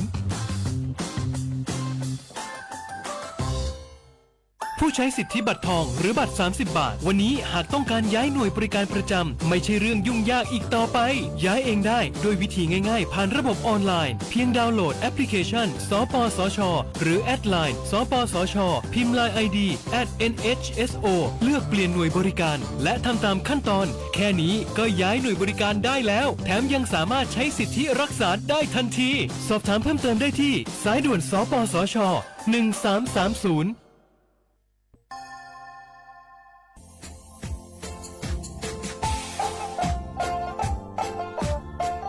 นารัฐมาปีใหม่ซึ่งจีนชมังโงมันยาคณะรัฐมนตรีไงมีมติยากกว่าอยู่หัวระมองเมื่อเหือนยากุลาเสือหาหนีจืกุยังไง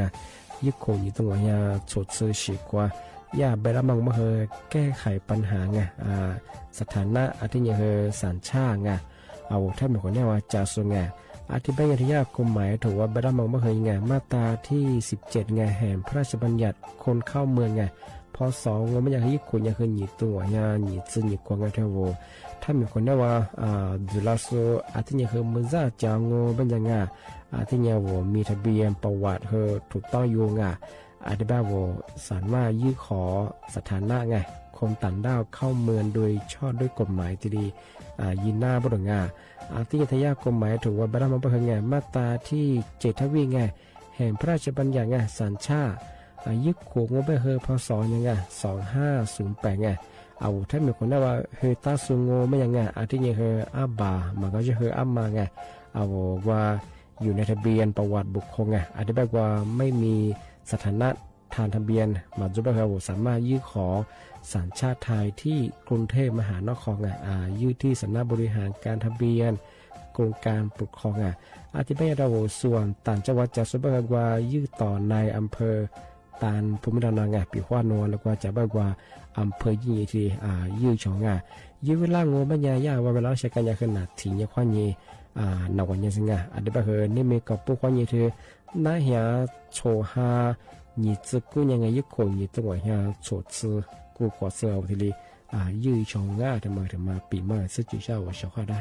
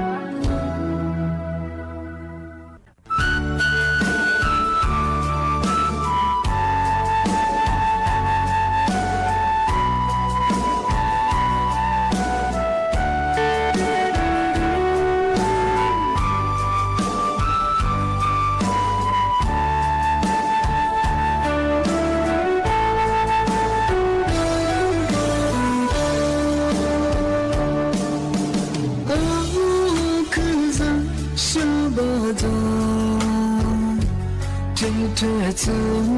努力我们马的，别的梦是你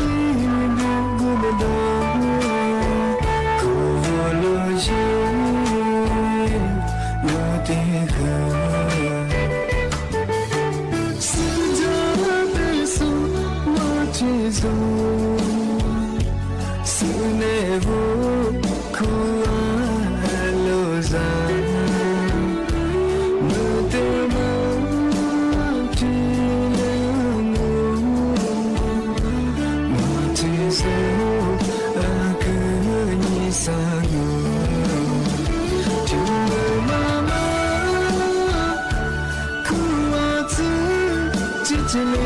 是家的天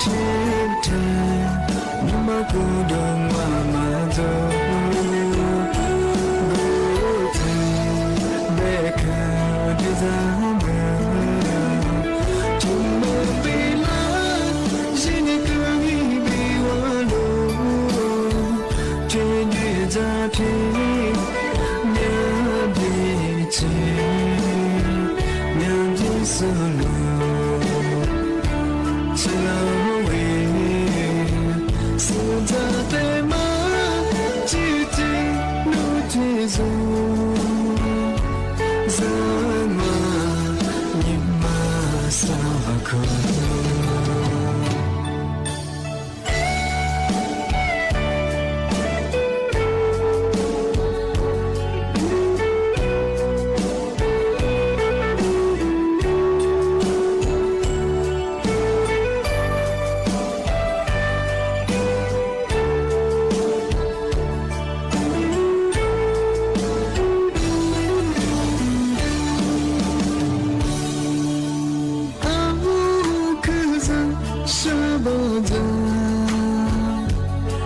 这次努力我冇马达，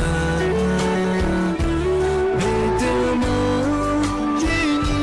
不顾不得，可了心有点恨，是这的手我接受，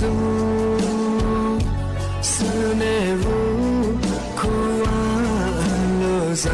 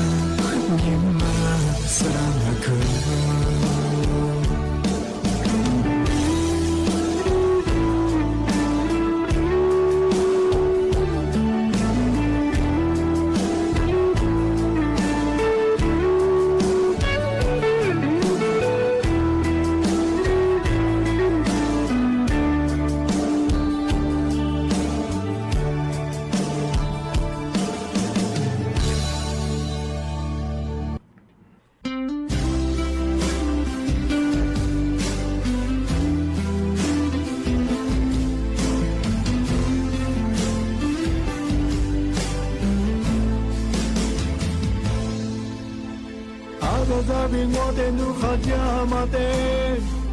walo mwani ni masya Wame biami nu pedu azazab shilo Nu mene kwa ngote ni ngalo biami Nu ni ma kwa na 수레미 너블 눈이 마비 눈이 아주니에 와테 망야베 와눈이 대가길래 와티오 대밀리크하 아무 구구와미 누대마니 누 와눈이 대가길래 와티오 대밀리크하 아무 구구와미 와대밀량에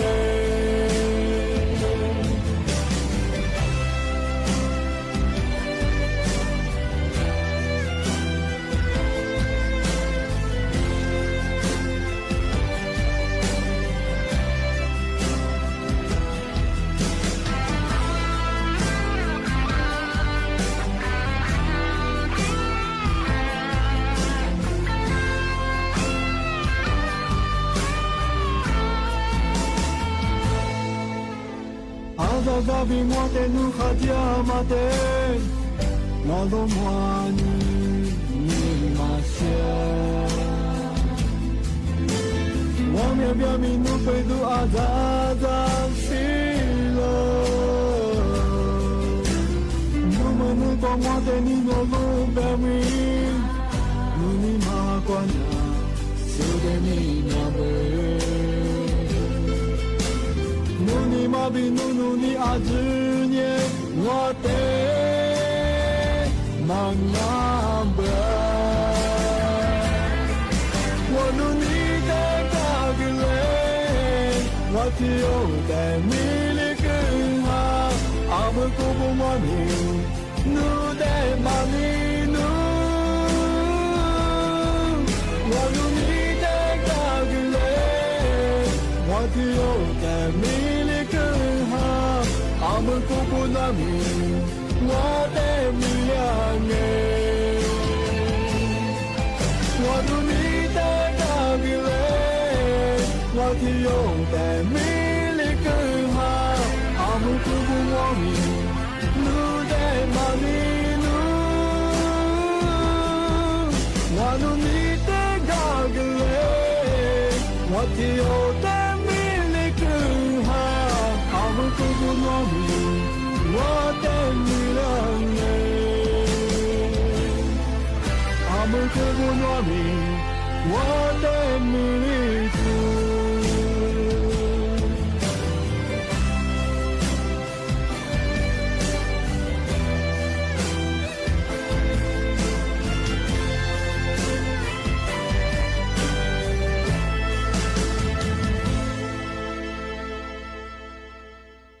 小伙伴，对嘛我本年是个他们看哎，那次那米白和白搭，一些年都有都白和白搭哎，俺那次票和票我，啊我那初的嘛的个小伙伴我那初嘛和可咋可多哎，对嘛呢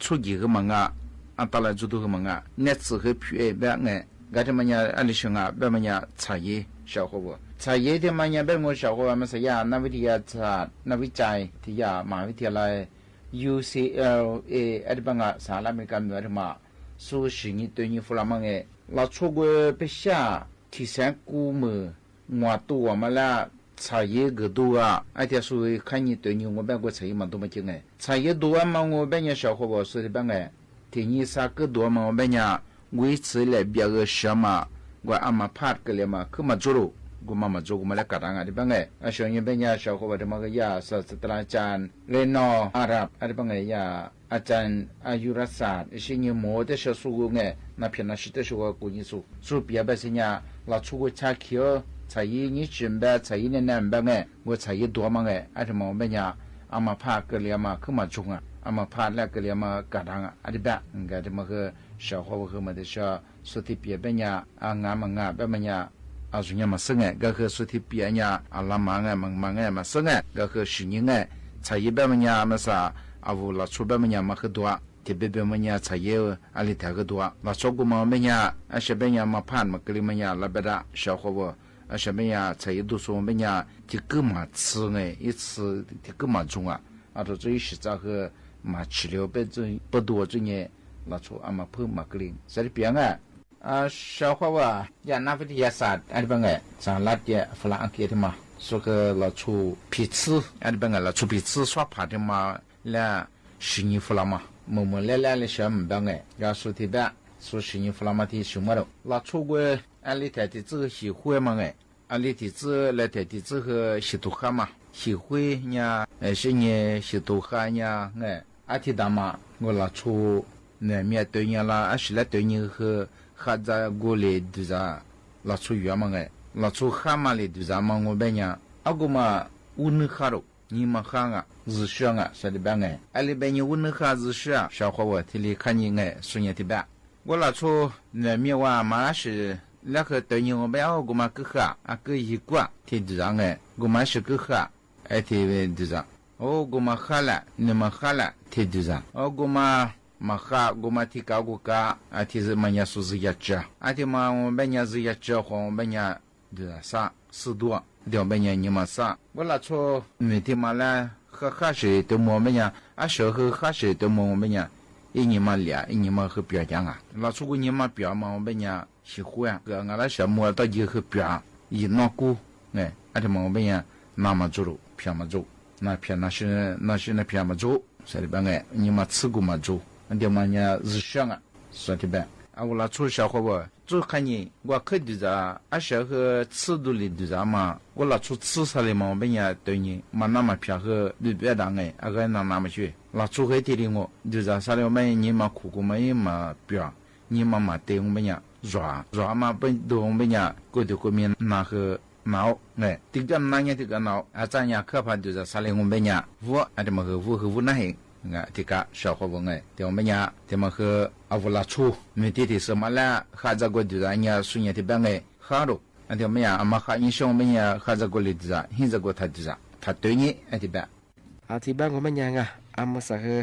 nãy là cứ một quả từ khóa gần ngang ngà à một quả nãy cái giờ cứ một khóa từ khóa chuyện là khoảng 2 khoảng à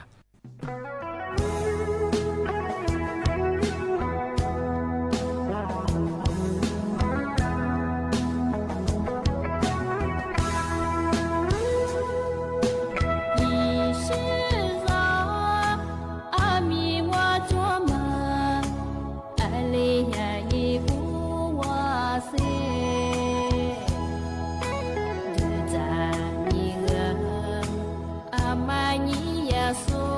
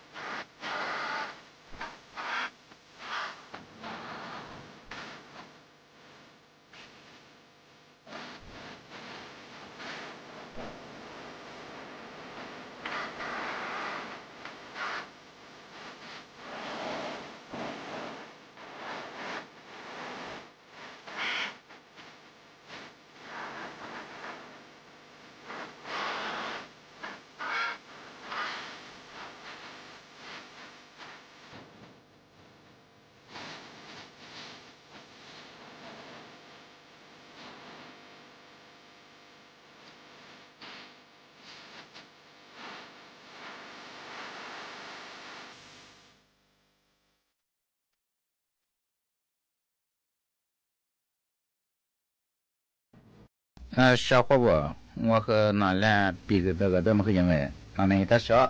的佩服都这么和的讲哎，小伙伴是个他们年好哎，我他妈马赛亚法拉安格，他妈一模这个虚拟法拉嘛哎，说一天啥这个哇，我拉出不下说虚拟法拉嘛两哎，说比个对你我半年拉出个我刚那个下的度假嘛哎，并且嘛起码还得下我度假，我刚那个一家嘛我半年。说别把些年义务了，马林他妈搞大肉，阿里帮哎，啊说义务了，义务一米嘛的我马林抓嘛，阿里嘛搞大啊，沙费嘛来年提费搞大肉，比花我觉得我们的小本当哎，马林沙费吃不着，当我们呀说别把些年搞大肉，马林了哎，我下本期都人呀，我干嘛干一家呢？是你那半年子嘛，和面那装哎，啊我拉出下对个，我干嘛干用我们呀，阿里嘛一拿可嘛中啊说的别哎。小伙伴，我和那俩那次你们这个哎10几那次这个的比个，小伙伴的讲哎，啊我拉出的火我们呀，的我们呀，啊我拉出我去的嘛，做怕别人别嘛和我去单位嘛，别嘛和拉出一些图，一些你为的嘛别嘛和嘛做嘛和人别我去的嘛来查，我去嘛别我们呀拉出个嘛和嘛别个哎，我去别嘛我们也的我们呀。拉出个边啊，俺的对么哎，我觉得嘛，我们家科学家小伙伴我拉出，特别的我们家小伙伴的个，我觉得嘛厉害，们家的别们家我觉得嘛可强，一起准备个哎，我觉得嘛们家强啊，我去前边呀，阿里一多的嘛，啊是阿里个量啊，们家啊我去前嘛说差呗，我去前嘛我们家小伙伴面子差，啊我喜欢呢嘛和嘛这年下我们把我特别哎。而且的我们家我的我那抓，而且的我我们家我的那么做和啊我觉得嘛，一有工哎，啊我的工资不少，啊我到我一起那抓哎，我觉得嘛有啊到中意钱啊，那小伙伴，我和我去钱我们家哎，一阿里钱和嘛表哎，然后阿里那次没多嘛，是我们家我拿提子表啊，的家的嘛。小伙伴和生活家庭外面家庭嘛怕别个人吧，家庭嘛也无了出照片了自个地着着，而且可咋啊无和都让我哎，照片身边哎，了自个地着和吧无价格，家庭嘛无咋面白过和嘛啊，小伙伴那次票啊，说我去看嘛那个各档啊，因为他主要啊，阿里个别么样个我去嘛一个期间别么样。这里有的小伙伴，家庭嘛哎，那么五次哎，大了呢，爸爸过年天都过个年，都啊点过个年哎，里面没的话嘛，而且呢一对后年天呢，我就我就买，我去去吃我哎，而且买个不要么啥个大年哎，而且你吃饭，而且要我们家没钱嘛还，而且每个家年半年生的话哎，啊我去的嘛如果对我也是有那么这样啊，我去的当我们家也没钱啊，说的办哎，而且我们家小伙伴特别是我们。啊，我去我去前我们家10年哎，1年，那么和小伙伴来提比个哎，我去个几门学哎，啊，我去前我们家说来啥多哎，是家被家和。啊ที่เป็นอย่างนี้นะคือทัศน์เดี๋ยวเราเที่ยงของงานว่า小伙伴哈คือบุญงานข้อคว้าสวัสดีครับ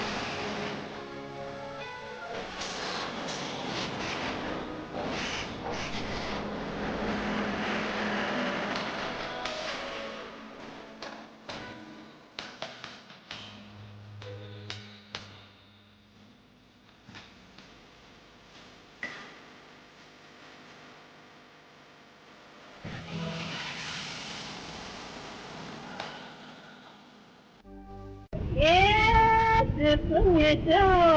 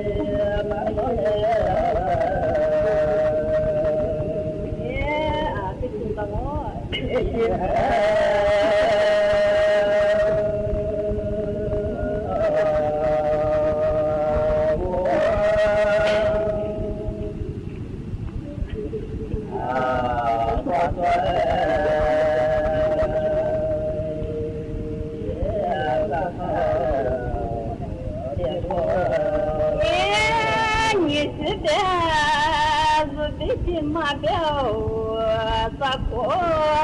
để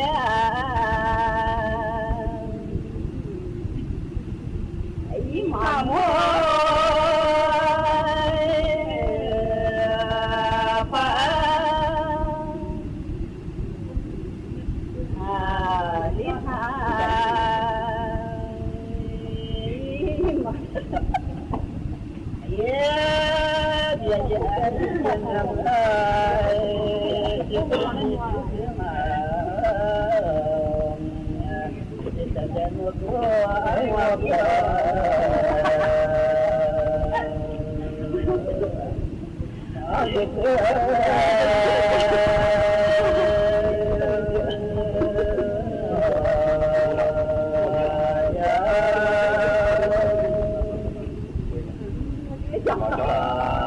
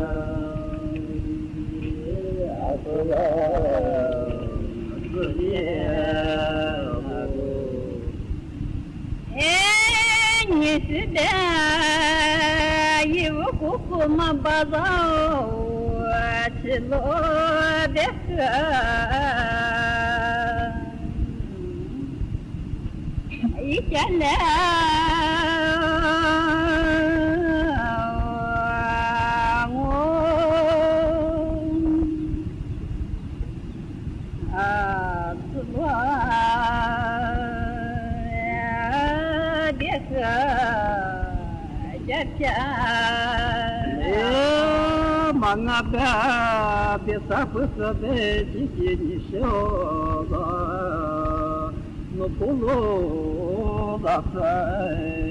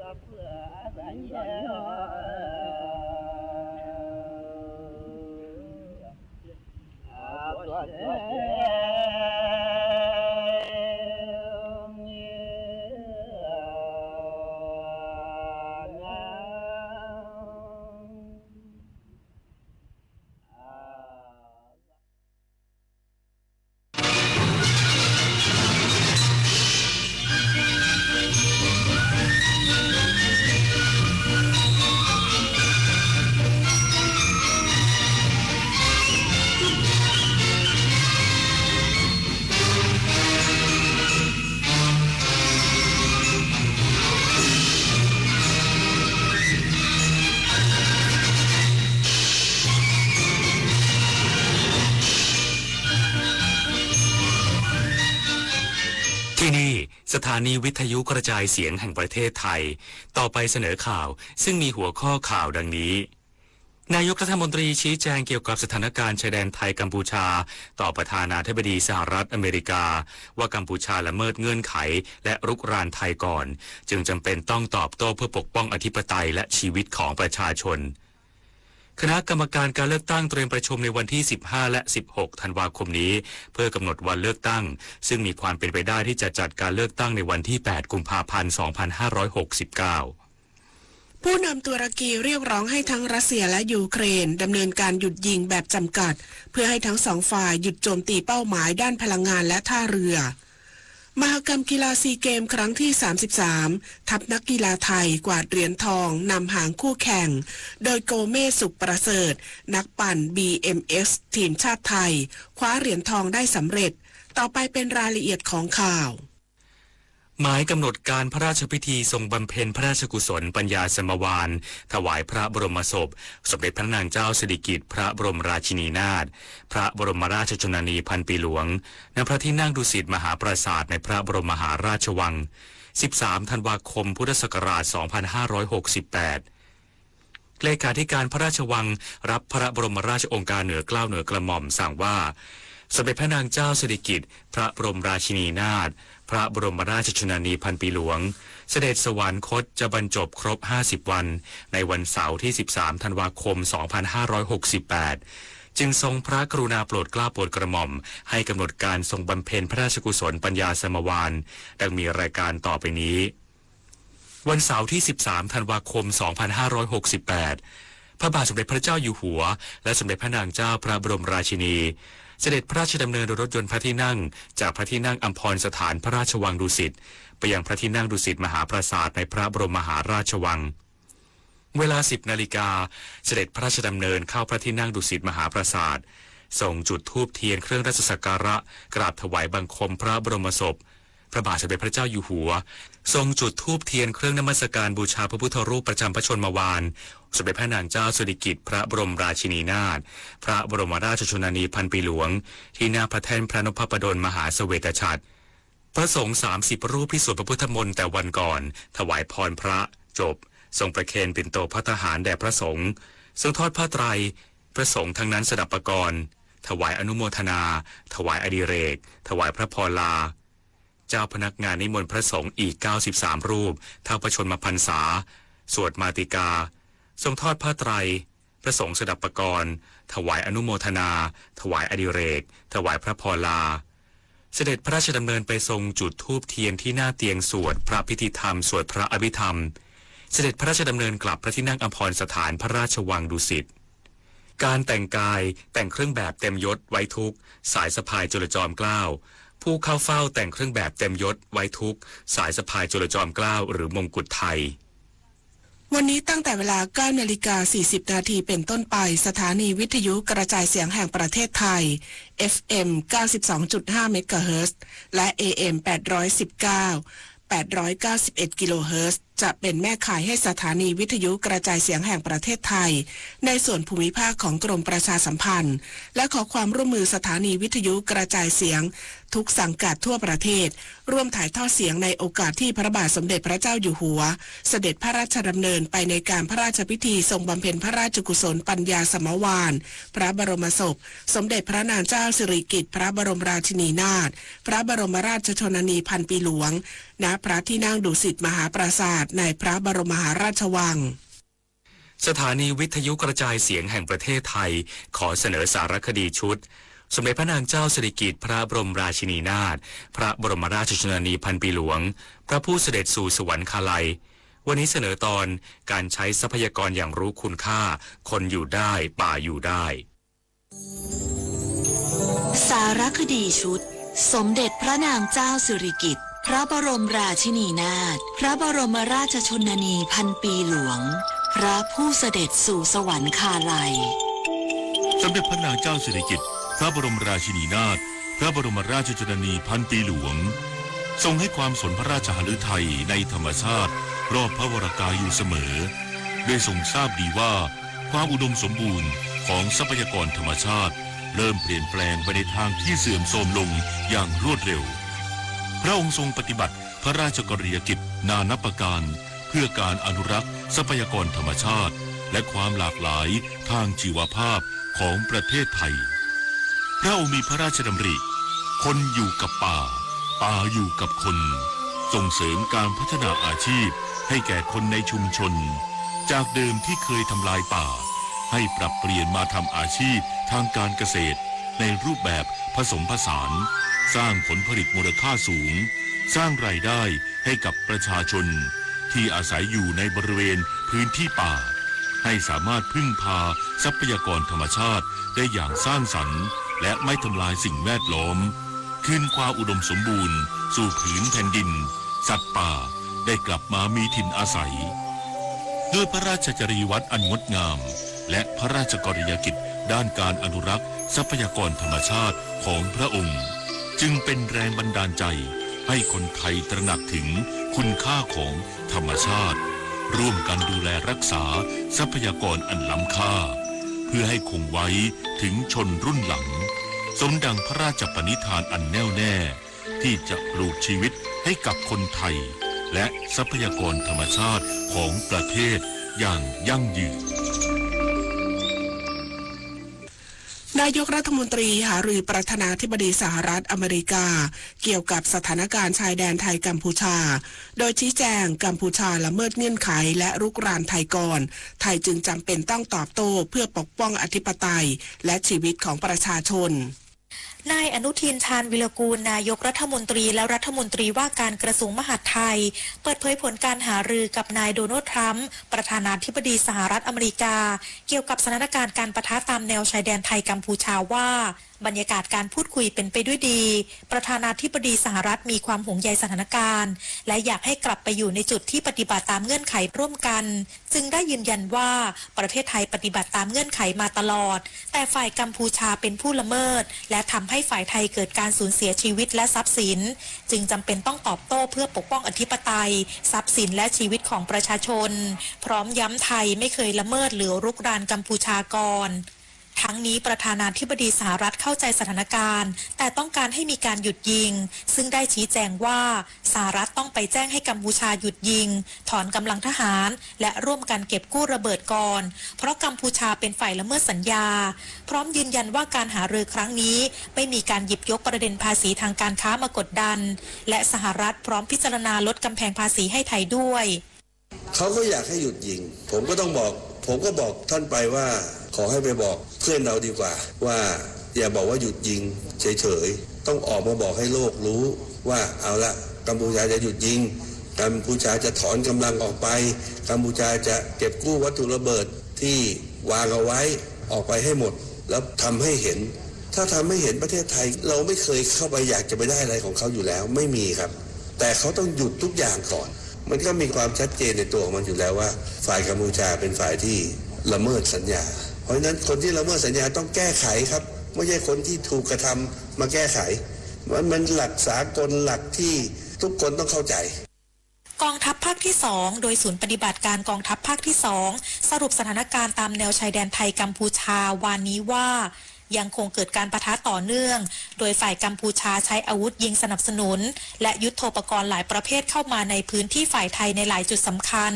ส่งผลให้เกิดความเสี่ยงต่อกำลังพลและประชาชนในพื้นที่กองทัพตอบโต้ภายใต้หลักการป้องกันตนเองและกฎหมายระหว่างประเทศอย่างเคร่งครัดโดยวานนี้ฝ่ายกัมพูชาได้ยิงปืนใหญ่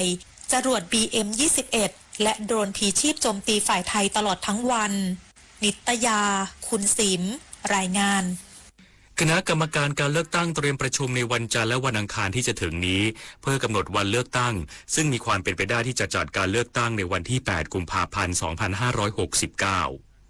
นายณรงค์ กลั่นวารินทร์ประธานกรรมการการเลือกตั้งกล่าวว่าคณะกรรมการการเลือกตั้งนัดประชุมเพื่อกำหนดวันเลือกตั้งในวันที่ 15-16 ธันวาคมนี้โดยกกต.มีความพร้อมในการจัดการเลือกตั้งซึ่งได้จัดแบ่งเขตเลือกตั้งตามไทม์ไลน์การเลือกตั้งไว้แล้วพร้อมยอมรับว่ามีความเป็นไปได้ที่จะจัดการเลือกตั้งในวันที่ 8 กุมภาพันธ์ 2569 ตามที่มีการคาดการไว้จะประชุมวันจันทร์กับวันอังคารเลยนะเพื่อกำหนดวันเลือกตั้งนะซึ่งเราก็เตรียมความพร้อมไว้แล้วนะครับเราก็คาดการว่าอาจจะมีการยุบสภาแล้วก็มีการแบ่งเขตไว้แล้วคิดว่าวันจันทร์วันอังคารก็มีความชัดเจนนะแต่ทีนี้ทางคณะกรรมการก็ทำไทม์ไลน์ในการจัดการเลือกตั้งไว้ครบถ้วนแล้วก็มีความพร้อมในการจัดการเลือกตั้งนายแสวงบุญมีเลขาธิการกกต.กล่าวว่าตามเงื่อนไขตามกฎหมายเมื่อมีพระราชกฤษฎีกายุบสภาผู้แทนราษฎรกกต.ต้องประกาศวันเลือกตั้งรวมทั้งเขตเลือกตั้งภายใน5 วันส่วนที่มีข้อกังวลว่ารัฐธรรมนูญกำหนดว่าให้กำหนดวันเลือกตั้งเป็นวันเดียวกันทั่วประเทศแต่สถานการณ์ชายแดนไทยกัมพูชาอาจยืดเยื้อจนส่งผลกระทบต่อการเลือกตั้งในพื้นที่ชายแดนนั้นในทางกฎหมายมีช่องทางให้สามารถแก้ไขปัญหาได้โดยรัฐธรรมนูญมาตรา 104 ระบุว่าหากมีเหตุจำเป็นกกต.กำหนดวันเลือกตั้งใหม่ภายใน30 วันนับตั้งแต่วันที่เหตุนั้นสิ้นสุดลง นายอนุทินชาญวีรกูลนายกรัฐมนตรีและรัฐมนตรีว่าการกระทรวงมหาดไทยเปิดเผยว่ารัฐบาลรักษาการยังมีอำนาจเต็มในการบริหารราชการแผ่นดินสามารถบริหารจัดการปัญหาชายแดนและความมั่นคงได้อย่างต่อเนื่องแม้จะมีข้อจำกัดบางประการเช่นการห้ามผูกพันงบประมาณไปยังรัฐบาลหน้าการห้ามใช้ทรัพย์สินของรัฐเพื่อประโยชน์ทางการเลือกตั้งและการโยกย้ายบุคลากรหรือใช้งบประมาณบางส่วนต้องขออนุญาตจากคณะกรรมการการเลือกตั้งหรือกกต.ศักดิ์สิทธิ์ประดับศิลป์รายงานกระทรวงมหาดไทยเฝ้าระวังสถานการณ์อุทกภัยจากฝนที่ตกในพื้นที่ภาคใต้ระยะนี้และเตรียมส่งมอบคืนพื้นที่ในจังหวัดสงขลาวันพรุ่งนี้นายศักดาวิเชียรศิลป์รัฐมนตรีช่วยว่าการกระทรวงมหาดไทยเปิดเผยว่าจากการติดตามสภาวะอากาศจากกรมอุตุนิยมวิทยาคาดการณ์ว่าระยะนี้ไปจนถึงวันที่ 16 ธันวาคมจะมีฝนตกในพื้นที่ภาคใต้ซึ่งปริมาณฝนมากในระดับหนึ่งโดยเฉพาะจังหวัดระนองนครศรีธรรมราชและสุราษฎร์ธานีซึ่งได้มีการแจ้งเตือนผ่านระบบเซลบอร์ดแคสให้ประชาชนเฝ้าระวังสถานการณ์อย่างใกล้ชิดซึ่งยังไม่มีจังหวัดใดที่สถานการณ์รุนแรงจนต้องอพยพประชาชนส่วนในพื้นที่จังหวัดสงขลาปริมาณฝนอย่างไม่มากและจะมีการลดระดับการจัดการสาธารณภัยขนาดใหญ่ระดับ 3เป็นการจัดการสาธารณภัยขนาดกลางระดับ 2ในวันที่ 14 ธันวาคมนี้พร้อมส่งมอบพื้นที่คืนให้กับจังหวัดสงขลา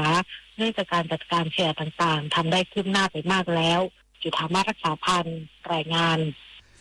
คณะกรรมการนโยบายการป้องกันและลดอุบัติเหตุทางถนนแห่งชาติกำหนดแนวทางดำเนินการในช่วงปีใหม่ระหว่างวันที่ 30 ธันวาคม 2568 ถึง 5 มกราคม 2569 คุมเข้มดื่มไม่ขับและสวมหมวกนิรภัยเพื่อความปลอดภัยของทุกคนวันนี้ที่ประชุมคณะกรรมการนโยบายการป้องกันและลดอุบัติเหตุทางถนนแห่งชาติหรือนปท.ที่มีนายพิพัฒน์รัชกิจประการ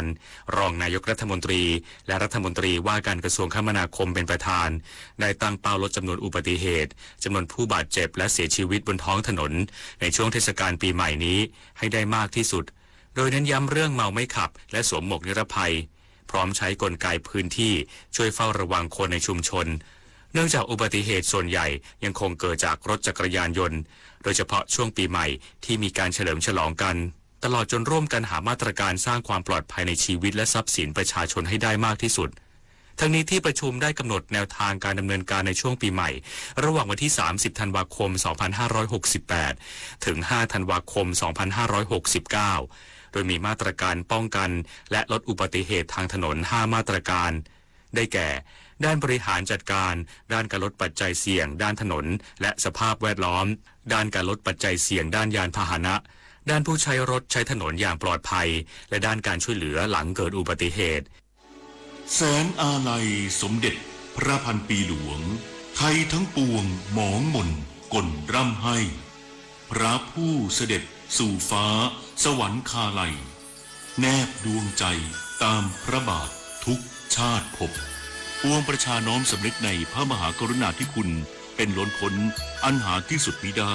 ข้าพระพุทธเจ้าคณะผู้บริหารข้าราชการและเจ้าหน้าที่สถานีวิทยุกระจายเสียงแห่งประเทศไทยกรมประชาสัมพันธ์ชีวิตมนุษย์มีสุขมีทุกข์ดีใจเสียใจผ่านอุปสรรคและปัญหามากมายในแต่ละวันสงบนิ่งแล้วย้อนมองตัวเองวันนี้วันพระน้อมนำธรรมะสู่ชีวิตเตือนสติคนไทยทั้งชาติสถานีวิทยุกระจายเสียงแห่งประเทศไทย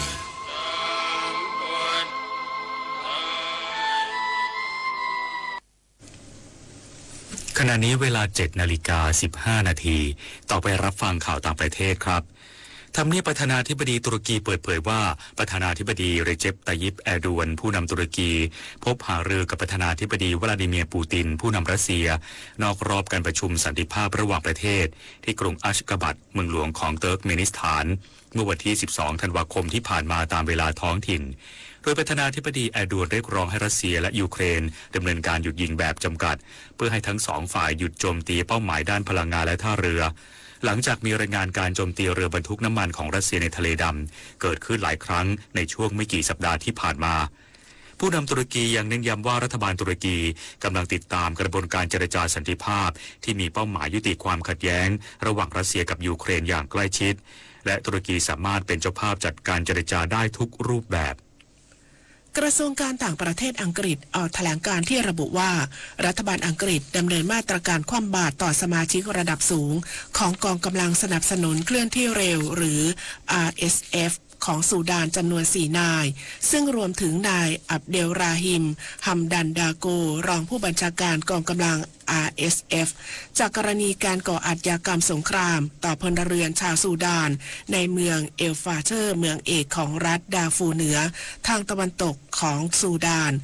ซึ่งอยู่ภายใต้การยึดครองกองกำลัง RSF ตั้งแต่เดือนตุลาคมที่ผ่านมานางอีเวตคูเปอร์รัฐมนตรีต่างประเทศอังกฤษเน้นย้ำว่ารัฐบาลอังกฤษจะไม่เพิกเฉยต่อสถานการณ์ความรุนแรงในซูดานและจะยืนหยัดเคียงข้างประชาชนชาวซูดานทั้งนี้สงครามกลางเมืองซูดานระหว่างกองทัพซูดานและกองกำลัง RSF ยังคงดำเนินการอย่างต่อเนื่องตั้งแต่เดือนเมษายนปี 2566 ส่งผลให้ประชาชนชาวซูดานเสียชีวิตหลายหมื่นคนและยังทำให้ประชาชนเกือบ 12 ล้านคนในซูดานต้องกลายเป็นผู้พัดถิ่นต่อไปรับฟังข่าวกีฬาค่ะมหกรรมกีฬาซีเกมครั้งที่ 33 ในกีฬาเทควันโดที่ศูนย์การค้าแฟชั่นไอแลนด์ในรุ่น 68 กิโลกรัมชายบัลลังก์ทัพทีมแดงแชมป์โลกคนล่าสุดคว้าเหรียญทองได้ตามคาดในรอบชิงชนะเลิศเอาชนะนูเซลาโอจากฟิลิปปินส์ 11-5 18-2 บัลลังก์คว้าเหรียญทองซีเกมสมัยแรกส่วนรุ่น 58 กิโลกรัมชายจิรวิทย์มหามัดรอบชิงชนะเลิศแต่เอาชนะดิงกองควาจากเวียดนาม 2-1 ยกคว้าเหรียญทองได้เช่นกันขณะที่รุ่น 80 กิโลกรัมชายธนาธรแซ่โจเอาชนะมูฮัมหมัดไรฮานฟาดีล่าจากอินโดนีเซีย 2-0 ยกคว้าเหรียญทองที่ 3 ให้กับทีมเทควันโดไทยและรุ่น 49 กิโลกรัมหญิงกมลชนกศรีเคนรอบชิงชนะเลิศแพ้ให้กับทาเซียนาแมนกินจากฟิลิปปินส์ 0-2 ยกได้เหรียญเงินส่วนรุ่น 73 กิโลกรัมหญิงกนรักษ์ชื่นชูกลิ่นรอบรองชนะเลิศแพ้ให้กับบักตี้เคียมจากเวียดนาม 0-2 ยกได้เหรียญทองแดงสรุปจอมเตะไทยคว้าเพิ่ม3เหรียญทอง1เหรียญเงิน1เหรียญทองแดงรวม2วันได้ไปแล้ว6เหรียญทองจักรยาน BMX Time Trial ที่สวนกีฬากมลเขตหนองจอก10โทโกเมสสุประเสริฐเจ้าของแชมป์เอเชีย3สมัยปั่นทำเวลาได้ดีที่สุด 34.526 วินาทีคว้าเหรียญทองได้สำเร็จเป็นเหรียญทองที่3ของทีมจักรยานไทยขณะที่พุทธภูมินาคแป้นก็ไม่น้อยหน้าทำเวลา 35.568 วินาทีคว้าเหรียญเงินได้สำเร็จร้อยเอกธรรมนัสพรหมเผ่ารองนายกรัฐมนตรีในฐานะกำกับดูแลกระทรวงการท่องเที่ยวและกีฬาเดินทางเข้าเยี่ยมชมศูนย์ถ่ายทอดสดวิทยุและโทรทัศน์นานาชาติและศูนย์ประสานงานสื่อมวลชนการแข่งขันกีฬาซีเกมครั้งที่ 33 ที่อาคารศูนย์ปฏิบัติการ 1 NBT Connect สถานีโทรทัศน์แห่งประเทศไทยกรมประชาสัมพันธ์โดยมีนางสุทธิเกษมอธิบดีกรมประชาสัมพันธ์ให้การต้อนรับร้อยเอกธรรมนัสพรหมเผ่ากล่าวว่าศูนย์ถ่ายทอดวิทยุและโทรทัศน์นานาชาติแห่งนี้เป็นศูนย์กลางหลักในการรับสัญญาณภาพและเสียงในการถ่ายทอดสดไปยังสถานีโทรทัศน์ทั้งในประเทศและต่างประเทศรวม13ช่องซึ่งประเทศไทยในฐานะเจ้าภาพการถ่ายทอดสดไปยังประเทศต่างๆจึงเป็นเรื่องสำคัญซึ่งจากการที่ได้มาเยี่ยมชมทุกอย่างเตรียมการได้ดีสำหรับการจัดการแข่งขันกีฬาซีเกมที่ผ่านมาหลายชาติชื่นชมในการจัดการแข่งขันที่มีมาตรฐานและหลายชาติก็หนักใจว่าในครั้งต่อๆไปจะจัดได้ดีเท่ากับประเทศไทยหรือไม่ส่วนตัวก็ให้กำลังใจทีมงานทุกฝ่ายในการทำงานส่วนปัญหาเล็กๆน้อยๆก็เป็นหน้าที่ที่ต้องช่วยกันแก้ไขต่อไปขณะที่ตอนนี้นักกีฬาของไทยคว้าเหรียญทองขึ้นนำอย่างต่อเนื่องในใจแล้วก็อยากให้ไทยเป็นเจ้าเหรียญทองแต่กีฬาก็ไม่มีอะไรแน่นอนคงต้องรอดูกันจนถึงวันที่ 20 ธันวาคมนี้คือใจเราในฐานะเรากำกับการดูแลการกีฬาเราก็อยากจะให้เราเป็นเจ้าเหรียญทองนะครับแต่ก็การกีฬาไม่มีอะไรแน่นอนก็เราดูนะครับจะมีเวลาจนถึงวันที่ 20 ว่าเราจะเป็นเจ้าเหรียญอย่างที่เราคาดหวังสรุปเหรียญรางวัลซีเกมทัพนักกีฬาไทยขึ้นนำห่างที่62เหรียญทอง38เหรียญเงิน26เหรียญทองแดงตามมาด้วยอันดับ2เวียดนาม21เหรียญทองและอันดับ3อินโดนีเซีย17เหรียญทองพิจิตรกาญจนกุลรายงานต่อไปรับฟังพยากรณ์อากาศค่ะประกาศกรมอุตุนิยมวิทยาเรื่องฝนตกหนักถึงหนักมากบริเวณภาคใต้และคลื่นลมแรงบริเวณอ่าวไทยฉบับที่18ช่วงวันที่ 14 ถึง 16 ธันวาคม 2568 ภาคใต้ตอนล่างยังคงมีฝนตกหนักหลายพื้นที่อย่างต่อเนื่อง